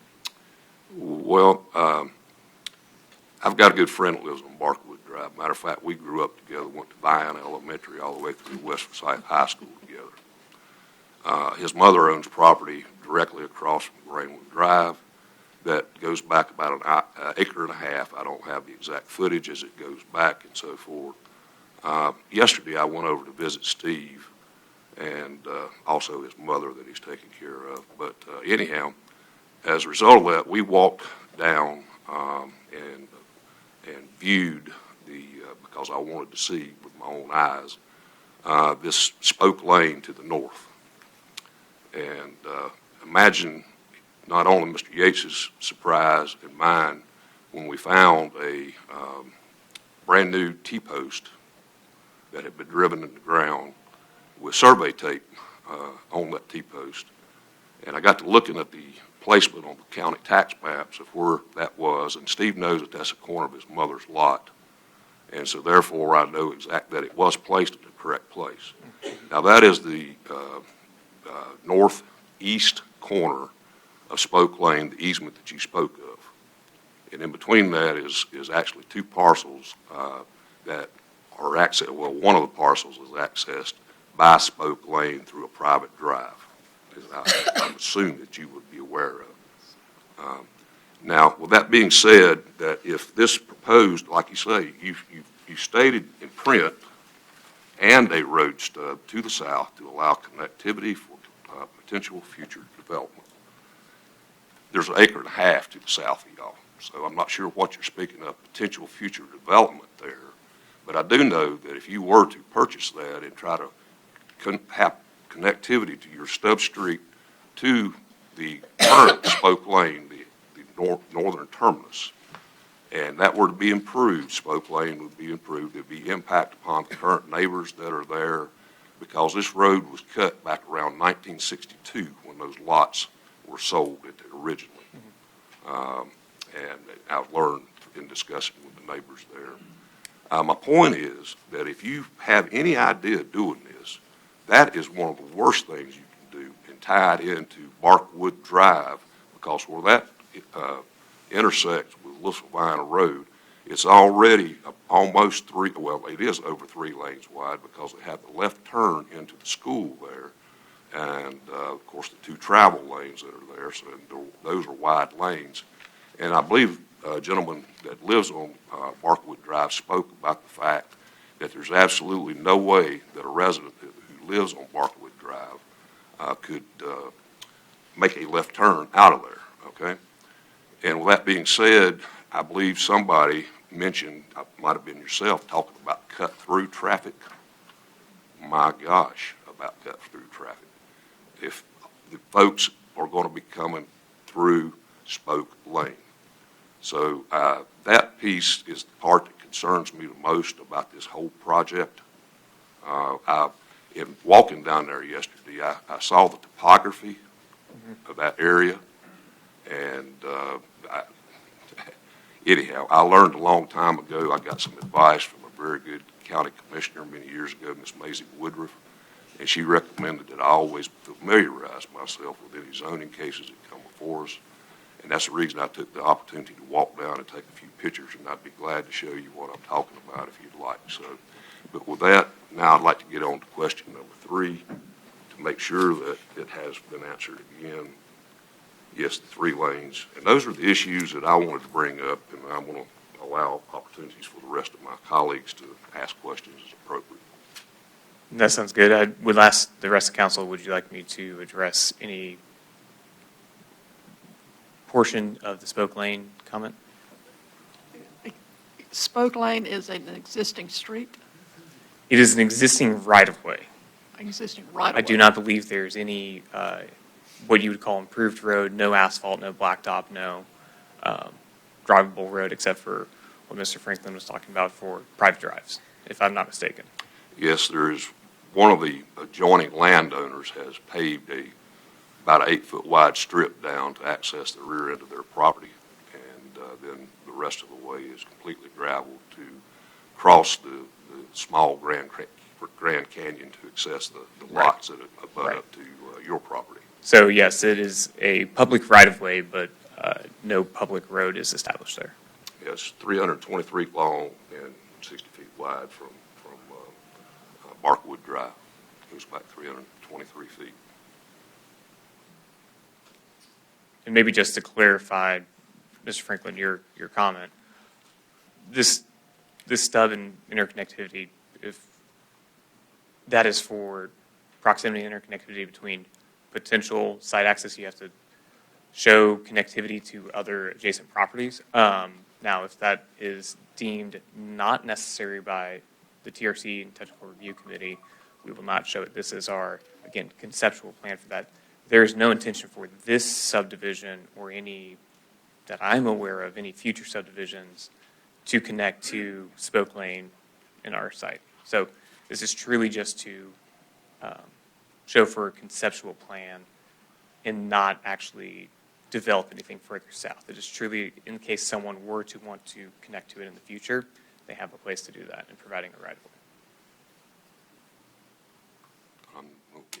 Whether they That's- choose that's to or your not. story, that's fine. I mean, I can publicly and say that I have no intention or knowledge of any subdivision to the south, and you can take that Any under my what to seal the for that. south? So Any what to the south? Say that one more time. I have no intention and I have no knowledge of any development happening to the south of this development that I am aware of. But it states in the letter that there would be access to the south. A road stub. Yeah, because it calls out a A stub. road stub. And that's the part, it's like, you talk one side this time, one side this time. I mean, Now, the development piece, there's only 1.5 acres. Sure. And I would assume that about half of that, what I saw, I didn't get out and do any surveying, but about half of that 1.5 acres is ravine, deep ravine. Absolutely. And we're aware of where that comes through Okay. in that section as well. I think looking at the subdivision orders, we will consider when we go through site plan with TRC, if a stub street connectivity is a requirement, again, from the TRC staff. And if it is not, then there's opportunity to not show it. But again, I cannot emphasize this enough that there's no intention for any future phases of this. This is just for interconnectivity to the stubbing to the property on the outside. And I will maybe defer to Lynn or Stacy to address interconnectivity between adjacent properties. So. I'm schooled enough on that. Okay. Yes. Then I appreciate you explaining to me, because the rest of the council gets to hear that. That's the reason I'm asking the tough questions. Absolutely. Yeah. It's not my first rodeo. Absolutely. And again, for this concept plan, this will, as you are well aware, that it will go through the full TRC gambit and review.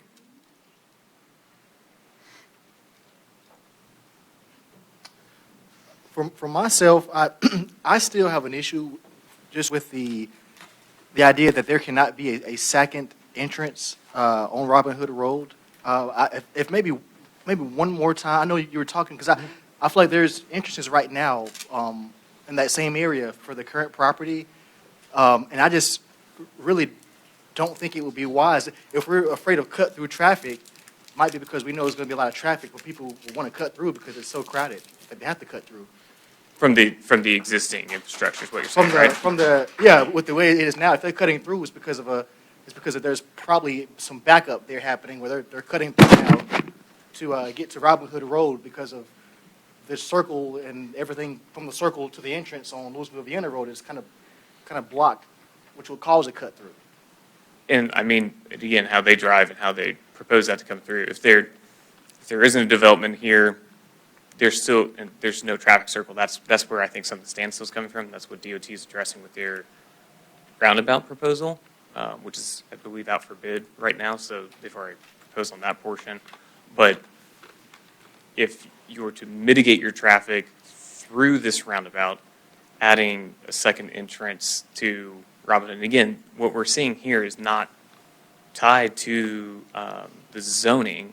This is just the conceptual plan on it. So if that is what DOT and the TRC staff deem as a requirement that may be implemented in, however, for emergency services access and what we have for DOT right now, there's not any constraint for us to only have the singular access.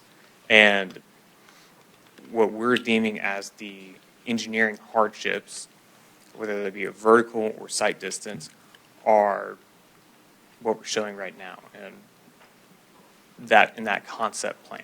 So, I mean, we can talk about elevations and when we get into the TRC portion of it, but again, for the rezoning, this is just the conceptual plan regarding that. And that's the, I guess the elevation is what the big consideration is. So. I have one more last comment.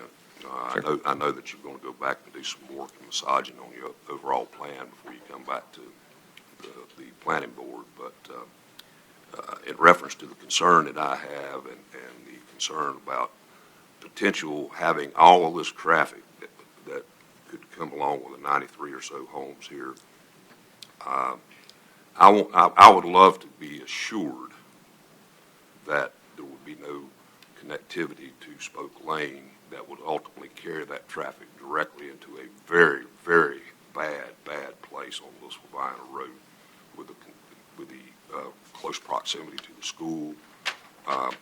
That would make this a whole lot more appealing project. Just to see a cul-de-sac at the end of that right now, since the lots that it abuts up to already have access to Spoke Lane that they've been using since the 80s, excuse me, the 90s. That's when the house was built down in there. And that would make it a whole lot more palatable for the folks that live on Barkwood and that have already spoken to the problems and so forth. So, and I know you've got to go massage on your plan some more, but keep that in mind while you're doing that. Understood. Yeah, I mean, I don't see any issue with us wanting even to provide a cul-de-sac. I mean, there's no concern from our end. We were just trying to provide stub connectivity for future use, but if that's going to be a requirement from the TRC site plan, I don't see any concern with that, and I'd be happy to add a cul-de-sac in there on the TRC review. Well, keep that in consideration as far as that issue, not to stub to Spoke Lane. Okay? That would be taken into consideration. That should be considered a high priority, especially if you want to maintain your topography for the dollars going down Robin Hood Road. Absolutely. Absolutely. We will take that into consideration. Now, I'm going to go ahead and make this statement at this point in time. The overall conceptual plan that you have in place, I'll support that. I really do. And I'm coming from the standpoint of several years ago, I'm just going to say it that way, when all the talk started about the new middle school, and the town itself was excited to see that the county school system had been purchasing property through the years and to make that a viable project. And what a lot of folks don't know is back at that time, the town participated in extending the sewer line from the Muddy Creek Basin, that's about the best way I want to describe it, on up to service that school. Okay? We knew at that time that that was going to bring potential for future development into the place, or into the town, rather, excuse me. Since then, Glad Acres, I don't know how many of you know where that is on Robin Hood, it's just past Chickenshaw Drive. That development has been constructed, and that was done exclusively because sewer had become available in that area. So I don't know exactly how many homes are down through Glad Acres, and there's 30 or so. They have already plats and approvals for additional lots there, and there's some other development that's sitting in the donut hole, the proverbial donut holes, that technically come in off of Kettner Road, that who knows, maybe one day will be voluntarily annexed into Lewisville. But they're all as a result of the sewer line that was built to the school. Now, my thoughts on this one particular project, the density of it, due to the availability of the sewer, I think is good to have the density because of the fact there's sewer available that can handle that amount of density. If you just across the yellow line on Lewisville Road, everything flows to the river from there. So building up from the Muddy Creek Basin is the only place you put sewer. Otherwise, anything else on the other side of Lewisville Road, from Grapevine to Old 421 or Yadkinville Highway, I grew up at Old 421, is going to drain all the way to the Yadkin Village. So you'll never sewer that part of the county unless there's package plants which is already servicing Wellesley Place and Ridgecrest, places like that. And then after they treat their sewer, they dump it into Mill Creek and it comes on down to the river. So, you know, the topography is a big thing. And I'm very familiar with the topography because all the water runs right through my farm that comes from Lewisville Vienna Road. It's just the way it runs downhill. You know what they say about left on the right, you know, so to speak, or anyhow.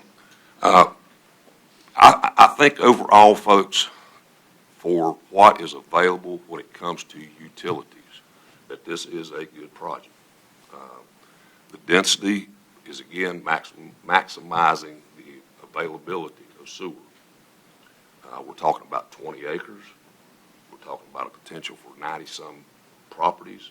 I believe it was indicated that I heard this question or comment earlier. For that amount of townhomes times 400,000 that was in the letter, that generates somewhere around $37 million for that tract.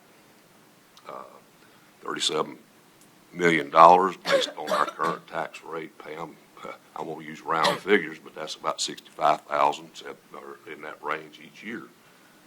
So that's what a project like this does. But it also, keep in mind, it utilizes this piece of property to its best extent when it comes to the densities that would be serviced by the sewer line that is in place. And there's very few properties that will be serviced by that sewer line overall if, you know, this one is turned down and so forth. So anyhow, I'm getting off in a ditch trying to explain here. Mr. Franklin, now how would you contrast that to if there were single-family homes? Because there is the option, if we're going for this zoning that we're going to vote on tonight, that could be an option. I mean, not necessarily for this project, but in general. So just tell me the difference between, do you know? Yeah, I can easily answer that for Okay. you, Ms. Gallagher. The difference is you're not utilizing the area that is serviced by the sewer to its maximum benefit. In a single But family? in a single families because it's larger lot. Okay. That would be the simple answer to that.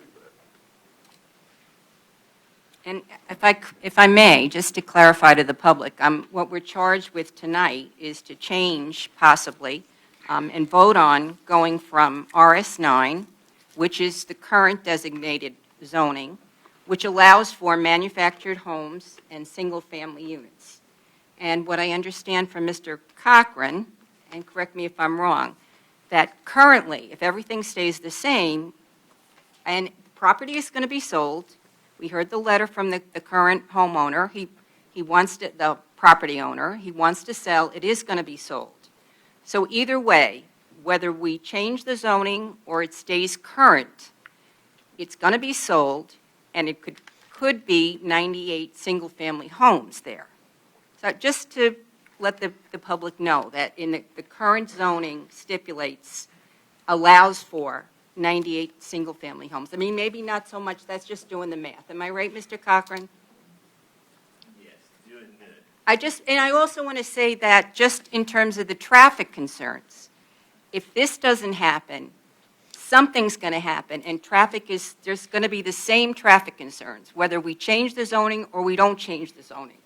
There's going to be the same traffic. And I know this. My grandkids go to Lewisville Middle School. I know the traffic very, very, very well. So it's just a fact. So that traffic piece is a concern for the public. I understand it. It's a concern for, me too. However, either way, something's going to be built, because the homeowner, the property owner wants to sell. That's my point. But go ahead. If you I was just going to explain these Yeah. numbers, where they come from. In RS9, because you have a 9,000 square foot minimum lot size and you have 20.4 acres. Right. When you do the math, that's where that 98 homes Right. comes from. For RM8, single-family homes are allowed within RM8 zoning districts, and they require an 8,000 square foot zoning lot versus a 9,000 square foot zoning lot. that's where you get that little bump up in the general math, and that's what the difference in those numbers comes from. It has to do with the density that's allowed in RS9 as a flat rate, and it has to do with the lot size allowed for single-family homes in RMA. That's where those two numbers come from. And you're right, they're raw numbers. They wouldn't take into account all the other things that need to go onto a Right. site, that would take Right, up so the it space. conceivably might not be, if we leave it the way it is, 98 single-family homes. It could be less. But that was just my point, that it's going to be developed, the property, because the property owner wants to sell and chooses to and has the right to. That's all. Lynn, could I ask you a few questions, please? Sure. At some point in your presentation, you had images of neighborhood center and neighborhood residential. Can we look at those together? Yeah, I've got it on neighborhood center at the moment. And you stated earlier, correct, that approximately 2/3 of this property is classified in our comp plan as neighborhood residential. Roughly. Therefore, roughly, the majority of this is planned out for neighborhood residential land use, correct? Yeah. The majority. To a small majority degree. Okay. As far as the land use, the place type that we're working with, yes. As far as the place type that we're working with, to a majority, it is the neighborhood residential. And as we look on neighborhood center, which is our current slide, multifamily would be, we look at this appropriate land uses graph. Multifamily is slightly indicated as slightly more appropriate in the neighborhood center. Right. And then if we go to neighborhood residential, Correct. we see that same graph here for appropriate land uses. True. And we see that it is indicated that the most appropriate for land use for neighborhood residential is single-family housing. True. And so what I am thinking through during this process, it can be questioned or thought through if our comprehensive plan deems townhomes and twin homes as most appropriate.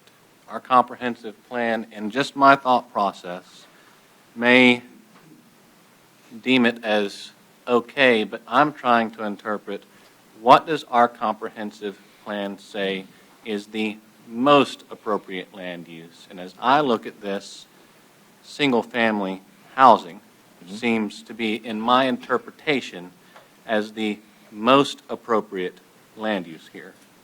That would be a fair statement, I would say, in the same reading that I would have as the most appropriate. Okay. And that's the thing that happens sometimes with comp plans. You do your best to lay out and prepare for multiple types of different scenarios, and then you have a scenario come along, and you end up with, we're talking about lots of colors and gradients here, but with gray areas that are not easy to say, oh, the land use solves that one. Oh, the land use plan solves that one. Very often, more often than not, there are gray areas that require some amount of discretion on the parts of town council, on the part of planning board, and things like that. And as I apply my discretion to this, I am also considering what are the types of housing that surround this 20.4 acres. And 100% of that, to my knowledge, is single-family housing. And so I consider, would not applying what our comprehensive plan and my interpretation of it says is the most appropriate use, single-family housing, and instead rezoning this to allow townhomes and twin homes, would that change the character of this area of town? That is something that I'm questioning in my mind. Sure, that's a very fair question. I'll leave that up to the mayor. Is that up to- You can address it. I showed you, I don't know if I could pull it up very quickly, but I showed you a section from your comprehensive plan that describes neighborhood residential. It does not distinguish between single-family and townhomes. It says appropriate uses would be single-family and townhomes.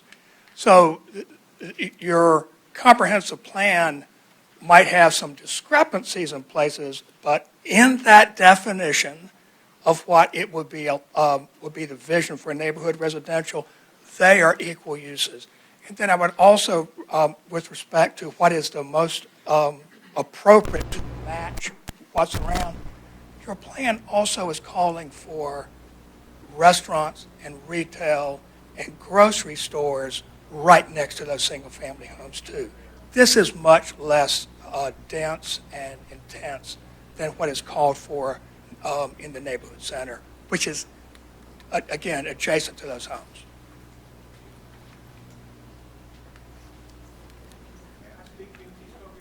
No, sir. Lynn, do you know the slide in which he was referencing that talked about our northeast plan?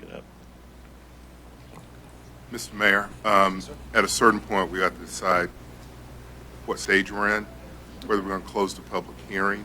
Okay. And then you can ask questions, but we're technically, I believe, Yeah, in we are in discussion, yeah. We're going to, do we have any more public comments Yeah, we go back. before we close the public hearing? Sure, come on up. Yes. Well, yeah, we'll go ahead and let you, I should have probably go ahead and closed it before, that's my mistake. We'll go ahead and let you give your comment now, then we'll close public comments, unless anyone else has any comments. Well, it's not on your screen. I don't know. It's here. How do we get it? But I will, there we go. And this is a townhomes and a cluster design. I mean, this is, it calls for both of them equally. However, as I interpret this, I feel that I should consider this slide in conjunction with the appropriate land use illustration that we were also looking at. I think when you consider those two things jointly, it may allude to them not being equal. That is just my thought process, and I'm just stating my thought process. Charles Duryea, 6409 Robin Hood Trace Drive. I'd just like to say some things, the comments that, after y'all spoke, you read the letter from the people who owned that property. I moved into my house in February 1993, and that mobile home park has been there since I moved in there in 93. So they might have changed hands as owners, but that mobile home park's been there as long as I've moved out there, just like the vet's been there. The other comment I have is, if we're saying this that you're putting up is a conceptual plan that we can't flip it around and worry about the lay of the land and we can't put another road out there, like I said, I'm not that smart, but if you can put that dead-end road on one end, why couldn't you put that dead-end road on the other end? The other question I have is the DOT, it's a conceptual plan, so they're coming out and saying, well, if you put these, this is what it will be, okay? Just like they did with the middle school, and the traffic's a nightmare. Have we done they did a crash survey? How many accidents have it been from the school entrance to Lewisville, Vienna, and Robin Hood Road? How many accidents have it been where the school buses come out, where you didn't want anybody to come out? But every day the school buses come out of that entrance where it's right next to the vet's office that you're going to tear down at the bottom of the hill. The other thing I'd like to say is that, is it Mr. Sherrill? Terrell, I'm sorry. Mr. Terrell had mentioned that hundreds of people didn't come here and speak, only a handful. How many letters, how many properties actually surround those 20 acres? Does anybody know? I believe it was said 5 or 8, wasn't it, in the planning meeting?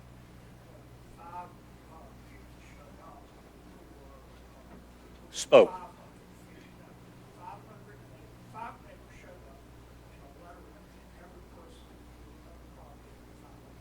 and it's not hundreds, okay, because I've lived out there, and I live within a quarter of a mile, and I'm guessing less than 20 people own property or houses, residents right next to that. I didn't receive a letter, and there's 25 homes less than a quarter of a mile from this development you want to put in. Like I said, my concern is the traffic.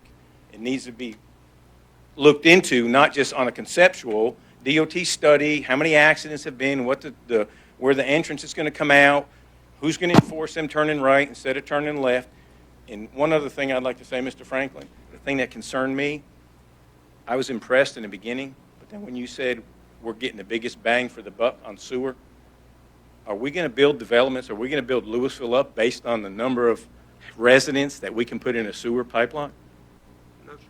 Well, that's my concern, because as my understanding is, I believe the school system paid for that sewer system, didn't they, up to the school, to make a bigger pipe so that people can tie in? I will tell you what, the town contributed $250,000 to Okay. that project.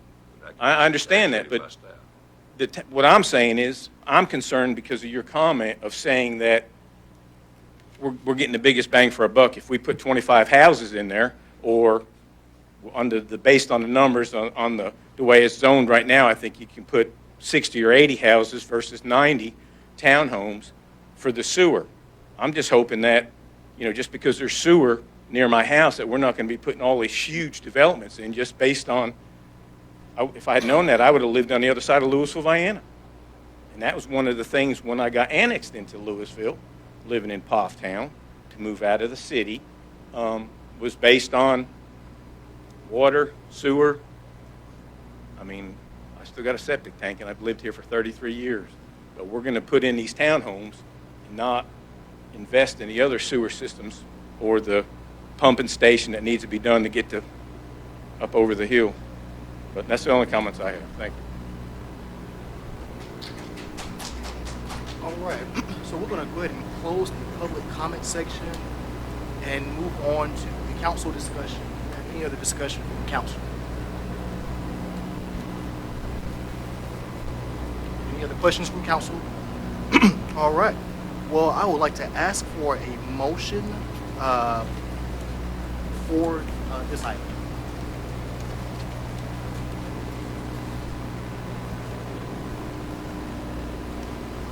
Is there a motion to approve ordinance 2026-005? Mayor Carter, I move to approve this request based on the consistency and reasonable determination statements that are included in the agenda packet as may be amended. Do you have a Got a second? motion to approve. Do you have a second? Do. I'll second that. All in favor? No. Aye. No. Aye. No. No. All in favor, please raise your hand. All the A's, if you would, raise your hand.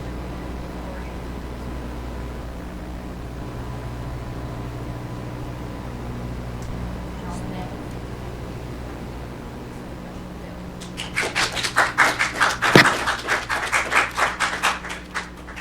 All right, next, we'll move on to new business. I will have our... Mayor? Could we take a recess prior to new business? We have been at Guys, this the for restroom, quite go some ahead. time. We'll take a 5-minute recess, guys. We'll be back at 8:33.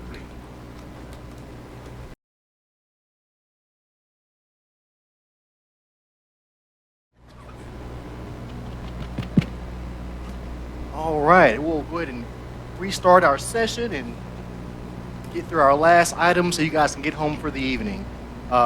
First, we'll go with our new business. We'll have our Madam Clerk give us an update on a resolution. Yes, sir. Before council this evening is Resolution 2026-006, call a public hearing for an annexation petition for 9420 Shallowford Road, which is the Lewisville Volunteer Fire Department, Station Number 13. Staff received a petition for annexation on December the 2nd of 2025 from the fire station, which was located at 9420 Shallowford Road. On January the 8th, 2026, council directed me to investigate the sufficiency of the petition. I have completed the investigation, and the certificate of sufficiency was included in your packet for this item. The petition does meet all of the requirements, so tonight staff is requesting council to approve Resolution 2026-006, which will authorize me to place an ad to call a public hearing for March the 12th. All right, council, may I have a motion to adopt resolution 2026-006? So moved. I have a motion from Councilmember Franklin Second. and a second from Mayor Pro Tem Howard. All in favor? Aye. And that is unanimous. Next, we will have our town manager give us resolution 2026-007. Thank you, Mayor. Before you tonight is Resolution 2026-007, a resolution for a memorandum of understanding with the Winston-Salem Area Transportation Planning Organization, or TPO for short. This document serves as an understanding that the town of Lewisville wishes to continue their membership in the TPO to collaborate on transportation planning and improvements in our area. Staff does recommend approval of Resolution 2026-007, and I can take any questions that you may have. All right, council, any discussion? All right, may I have a motion to adopt this resolution? Motion to adopt. We have a motion from Councilmember Gallagher Second. and a second from Councilmember Wilder. All in favor? Aye. All right, and that is unanimous. Next, we will have our Public Works Director, Mr. John Hanna. Good to see you, John. Thanks, Mayor and Council. Before you tonight is ordinance 2026-006, which would accept into town maintenance portions of Sedgwick Ridge Road and Amber Forest Lane. These are segments that were added to the end of existing streets that correspond with groups of new homes that were built over the last few years. We have received plans sealed by a professional engineer certifying that these streets were constructed to NCDOT minimum standards, and we've also received the associated testing materials, which are components of our street acceptance application. Along with that, we receive a warranty letter that is good for 15 months from the time we accept the streets, as well as a $25,000 warranty bond for each of these streets for that same 15-month period. Do you have any questions about this? All right, council, any discussion? Motion to approve. All right, we have a motion from Councilmember Franklin, Second. second from Councilmember Gallagher. Any, all in favor? Aye. All right, and that is unanimous. Thank you. Thank you, John. All right, next we will have our town manager give us ordinance 2026-007. All right, next on the agenda, ordinance 2026-007, as our mayor mentioned, a budget amendment in the amount of $430,000. This budget amendment is for the construction of a new playground and swings at Shalford Square.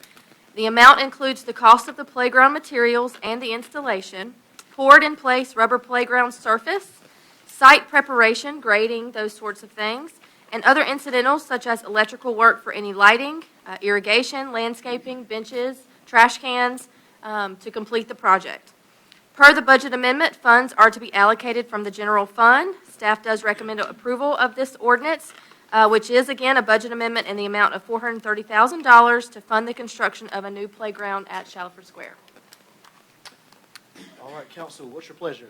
Can I just add some commentary here, Mayor? Just for the public and their awareness, as we think about $430,000 in a budget amendment for our playground, it sounds like a lot of money, and it is a lot of money.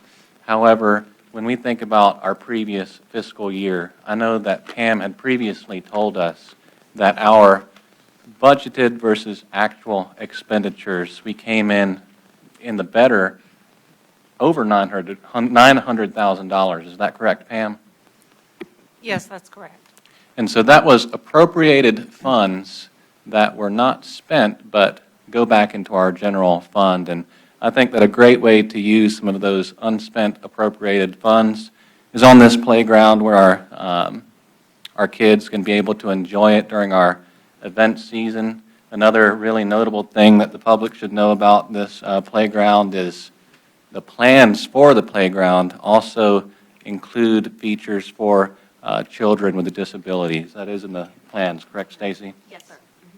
And so I just wanted to add in that commentary for the public's awareness. Thank you so much. All right, do I have a motion to approve? I'll make a motion to approve it. A motion from Councilman Allen. Who's the second? I second. All right, we have a second from Council Member Gallagher. All in favor? Aye. All right, that's unanimous. I want to add a note on that, too. It's really surreal. When I first got involved with Lewisville and the government, the local government, I joined the Parks and Rec committee in the spring, and that was the big project they were working on because of the Great Wagon Road coming through and had to remove the old playground. So it's kind of cool to be there in the committee helping to plan these items and the swing set and the turnaround thing out there, and now to be able to help see it through on this side of the on the council. So it's great. I'm looking forward to the kids. Hopefully, by the summer, we're hoping we'll have that by the summer. So that's awesome. All right, our next item will be Resolution 2026-008 to award construction contract to Kaplan Playground for Charlotte Square. Yes. So now that the funding has been approved, the budget is set for it, adoption of this resolution will authorize myself, the town manager, to enter into a contract with Kaplan Playgrounds to actually construct the new playground with the amount not to exceed $383,094. I did want to mention that we got a final official quote yesterday, as a matter of fact, from Kaplan. The amount was $372,554.83. So there were some things, some tweaks that we were able to make in order to bring that down just a little bit that we'll be using more for grading, site preparation, and those types of things. We bring this before you tonight just to kind of explain how the process goes. In order for the funds to be spent, it has to be budgeted. That's why we just approved that budget amendment of $430,000. Now, this is for the actual contract. Now, while the contract is not $430,000, whenever we do have a contract that comes before the town in this type of amount, anything over $50,000, it has to be approved by the elected body. So that is why we bring the separate contract to you for approval tonight with Kaplan. So recognizing the not to exceed amount, the new amount, $372,554.83, we bring this resolution before you tonight for approval for the contract with Kaplan. All right. Any discussion from the council? Any questions? I have just one question, Stacy. How long is I never bought a playground before, but how long is the warranty on that from Kaplan? I don't have that with me. I will say. About 6 months with kids. Really right, yeah. Right. Generally, we look at playgrounds as an asset, that has a very long life. Now, obviously, the swings, the laps of the swing belts we might have to replace every once in a while. A slide, because of the sun and the plastic expanding, it might crack. We might have to replace every once in a while. But the previous one had been there for probably every bit of 20 years or more since it was put in. That's the second playground that we've had at the square. The first one was like a wood type facility or structure. We had the second one put in, and it had been there really for quite some time. We had upgraded and replaced some of the swings at that time, some of the slides, just wear and tear, normal wear and tear, but due to the road and the encroachment of the right-of-way, essentially it would still be there. So we're really hoping for a lengthy life. I don't have the exact year of the warranty. I can get that for council, but, essentially it's just normal wear and tear is how we would maintain that playground. Sounds good. Quick question. Go ahead. I forget who asked. Somebody asked me the question. What went with the old playground as far as the equipment that was in the old playground? Could it have been recycled in any? It was recycled. Well, okay. Yeah, we had a contractor. We went out for bids for someone to come and remove it for us. And then we had a clause in there that after whatever they did after it, it was out of the town's hands. But we do know that they donated it to a church. Well, I'm glad I asked the question. And thank you very much. That is good to hear. All right, council, may I have a motion, please? Motion to approve Resolution 2026-008. I second. Motion from Brady, second from Mayor Pro Tem Howard. Awesome. Next, we have our admin reports. We didn't Call, vote on yeah, it. call the question, please. Oh, I'm so sorry. All in favor? Aye. I apologize. Trying to get home. Thank you, guys. That's unanimous. $383,000 question. Next, we have our admin reports from our town manager, Stacy. Yes. So this is always the fun part of the agenda, I think, but upcoming events and things that are happening in February. I'd like to report that Town Council will be attending Essentials of Municipal Government through the UNC School of Government in Greensboro on Thursday, February 19th, and Friday, February 20th. Appropriate notification to public has been issued by our town clerk. And then also the Town of Lewisville Public Art Advisory Committee, you may have noticed the poster on your way in. They will host their Arts Alive art show at Mary Alice Warren Community Center. The opening reception for the show will be held Friday, February 20th from 4:30 until 6:30 at Mary Alice Warren Community Center. And then the art will be displayed until May 3rd. So if you can't make the opening reception, then maybe you can go by and take a look at the wonderful art of local artists here in the town. Always, for further information, you can visit our website at lewisvillenc.net. Sounds good. So I believe we are now on the, for the good of order. We have our, We've got the clerk report. oh, I'm so sorry, I missed right over that. I'm sorry. Madam Clerk, thank you so much. Thank you, guys. Yes, sir. Council, I also want to let you know that I did put some information on the dais for you at your seats regarding the trainings that we will be going to next week, that an email you should have received, but I went ahead and printed that out for you for your information. For the clerk report, staff just wanted to make you aware of the annual boarding committee appointments that are forthcoming. There will be some interviews being conducted tomorrow and then again next week on the 18th. And staff will bring those recommendations to you at your briefing in March, with appointments being made on March the 12th. There will be some other vacancies based on the number of applications that we've received and a more recent vacancy that has come up. Once we get the annual appointments made, then staff will start working on outreach and advertising for those additional vacancies that we still have. And we will hopefully get those appointed as we get interest. Thank you. All right. So now we have the approvals of the briefing and action meeting for February the 5th. We have our town manager. Yes, sir. The approvals at the briefing was ordinance 2026-004. This amended budget ordinance 2025-001 in the amount of $100,000. This was to increase the budget for snow and ice removal, and I will add, in hopes that we don't have to use it anymore. No, that's right. Awesome. Thank you so much. So now we are at the final section for the public comments. We have a few folks who are still here. We would love to hear anything else you have to say. All right. And PJ's gone, so I can't ask him. Steve Thompson, 737 Lewisville Clemens Road. On his report, it said security, like 300 per month. Is that for alarms or what?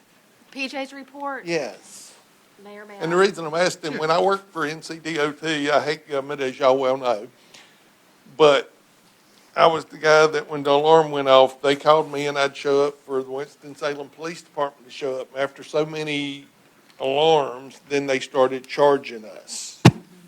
So it's like, okay, these security things, is that alarms? Or these people, after so many false alarms, paying? Are they paying the sheriff's department? Are they paying anybody? Or is it just...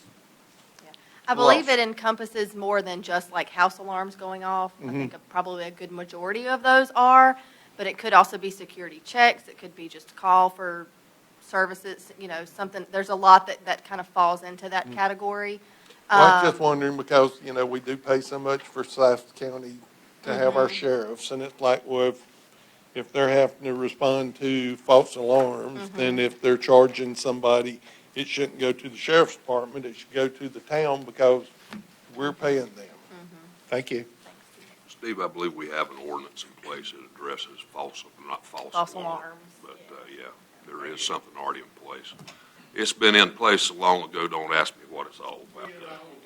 Got to dust it off. All right, any other comments from the public? All right, so now we will. Now we will have our council comments. I will begin with right to left. We'll have our last comments. This right or that right? Sure. Well, yeah, we'll start with Mac and just make it all the Okay. way across there, make it smooth. Okay, earlier in this meeting, I just wanted to specify that I am the Facebook poster. None of these other guys that I know of have posted on Facebook. I use Facebook to get a feel for what the community wants. There are pros and there are cons. One of the pros is that it actually got some citizens to come to this meeting and voice their opinion. I think we need to have more involvement from our citizens. That apparently happened. Unfortunately, nobody was in favor of anything that I posted, but I do take in consideration the negatives. I do get some very informal polling, and there is no poll that is perfect. And it's almost instantaneous. Within my first post, we had 130 responses in 24 hours. It also does some other things. For instance, the pool was like 60-40, positive, negative, more positive, but so close that we talked about this at our retreat. We're going to look at putting it on our something to vote on in November. Okay, and that way, all our citizens would have an opportunity to vote thumbs up, thumbs down. That is not me unilaterally doing something. It's just a process that came out of the Facebook poll. If I didn't know it was that close, if, like, for instance, fireworks, 9 out of 10 were positive, and you're not going to find any issue where you're going to get 10 out of 10 positive. I know we voted unanimously on a number of things today, but I'm just saying that I'm going to continue to post. I'm going to get information from the public via Facebook. It could be, I only use one right now, but there are multiple Lewisville Facebook pages.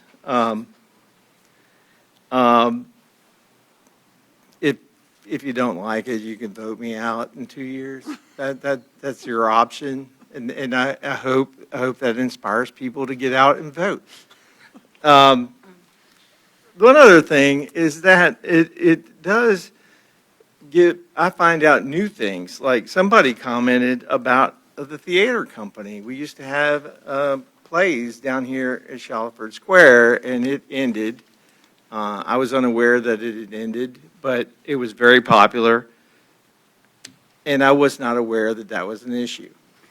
I asked them to give me more information on that, so down the road, we might be talking about bringing the theater company back. These pools, community pools, I don't know of any of them that actually have a diving board. I haven't been to is it Shalford Lakes? Yeah.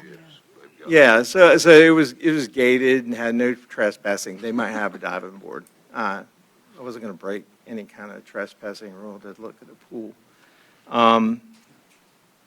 Let's see. I came to a couple of town council meetings. I know one was the roundabout at UPS, if you remember. It was well attended.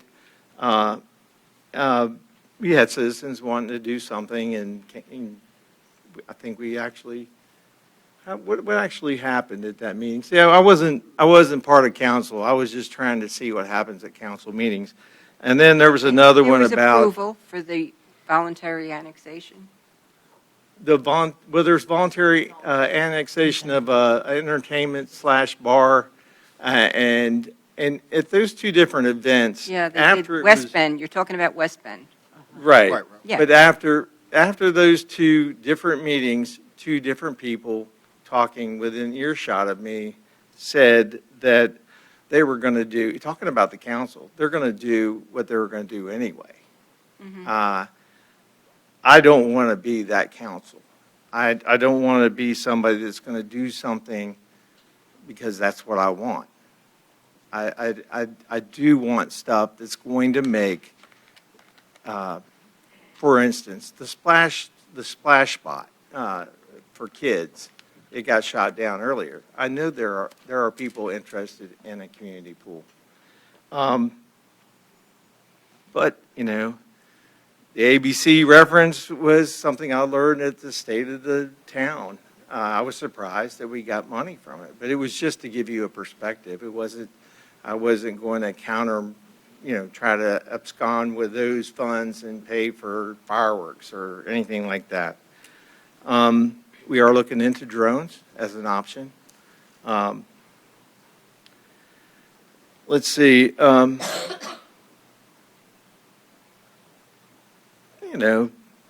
sorry to say that nobody stuck it out till my comments, but that's all. All right. Councilmember Newsom. Very briefly, to the town staff who came in to work under very difficult circumstances at significant personal risk, we appreciate you. Lewisville needed you at that time, and we see you. To the people who spoke about the pools, I appreciate hearing your opinion. When I finish my research, when I have looked at all the numbers, when I have looked at all the operational issues, when I have considered the pros and cons, when I have looked at the demand, then I may be more against pools than anybody in the room. But let's give ourselves a chance to get information and make a rational decision. Thank you.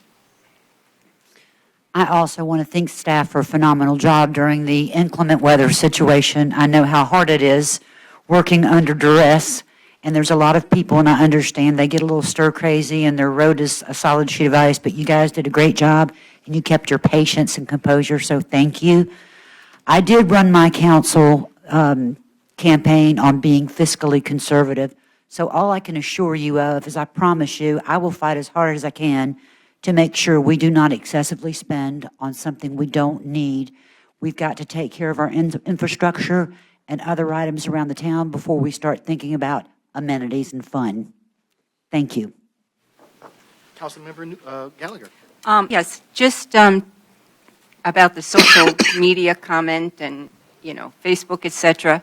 I believe it was our briefing meeting. We said we were going to tweak the social media policy because we did have a rather lengthy discussion at a previous meeting, right, Al? Yeah, take a look at it. Take a look at it, and I think I encourage us all to strongly adhere to that because I think it's important.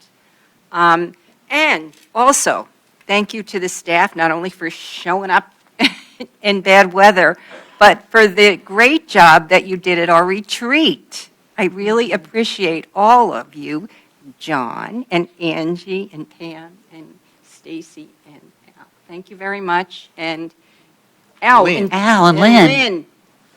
Especially Lynn. Especially Lynn. No, they gave great presentations, very thoughtful. I mean, what a team. And to your credit for hiring and boosting them up. And I'm really impressed. Every day I get more and more impressed. So thank you so much and appreciate you. Councilman Allen. I'll echo what multiple other council members have said, and thank you to all of our staff for all of their extra hard work during the inclement weather. I know John and his team really put in hard work and extra hours out on our road and all of our town roads, and then other members of our staff, they answered lots of calls from residents during the crisis, and I know that was at times overwhelming, and so thank you for all of your hard work during that time. One last thing I'll say, one topic we discussed a little bit at retreat was just the desire for resident communication and feedback, and I just want to encourage anyone in the audience or anyone still listening at home at this point, we do want to hear from you, whether it be at our public hearings, whether it be through any of our email addresses that are posted publicly online. At minimum, I want to hear your opinions so that we can take all of those into consideration. So please feel openly encouraged to reach out to us. Councilmember Franklin. Hope everybody has a good rest of the evening. Thank you. Awesome. Can I'll I go- say one more thing? I mentioned that I was a lifeguard in the Marine Corps. That was a secondary MOS. I was a combat engineer my 4 years there. So I didn't want you to think I spent 4 years in the Marine Corps being a lifeguard. Awesome, sounds good. So I just want to also thank our staff as well for all the hard work. From the snow recovery to the retreat, it was a blessing to have you all here with us. I also want to speak to the residents at home. And once again, the power of Lewisville is in this room. So, while I do agree that taking a look at the social media policy, just to make sure that we're all following the same rules is what we want to do. We're not beholden to any rules from the previous council, as long as we're all on the same page with what we're doing to be consistent. But I do recommend for any residents, if you have any questions or if you're confused, feel free to email myself, mayor@louisvillenc.net. You can call the town staff here at the office, but please don't let a social media post or a comment thread get you so upset that it bothers your day, because it's not reality. Also, lastly, would like to say, with it being Valentine's Day, wanted to give a shout out to all the lovers out there, all the husbands and wives. When it comes to this holiday, I really want to let you guys know, whether you're single, whether you're just dating or married, it is good to have that one person in your life. I'm 33 years old myself, and I'm still single, hoping to have a family one day. But if you do have that person, take this weekend to really love them and spend time with them, because you are so fortunate to have that person. Right now, the dating pool, I think, has urine in it, as they say. So take that with you this weekend, guys, and we will see you next time. May I have a motion to adjourn?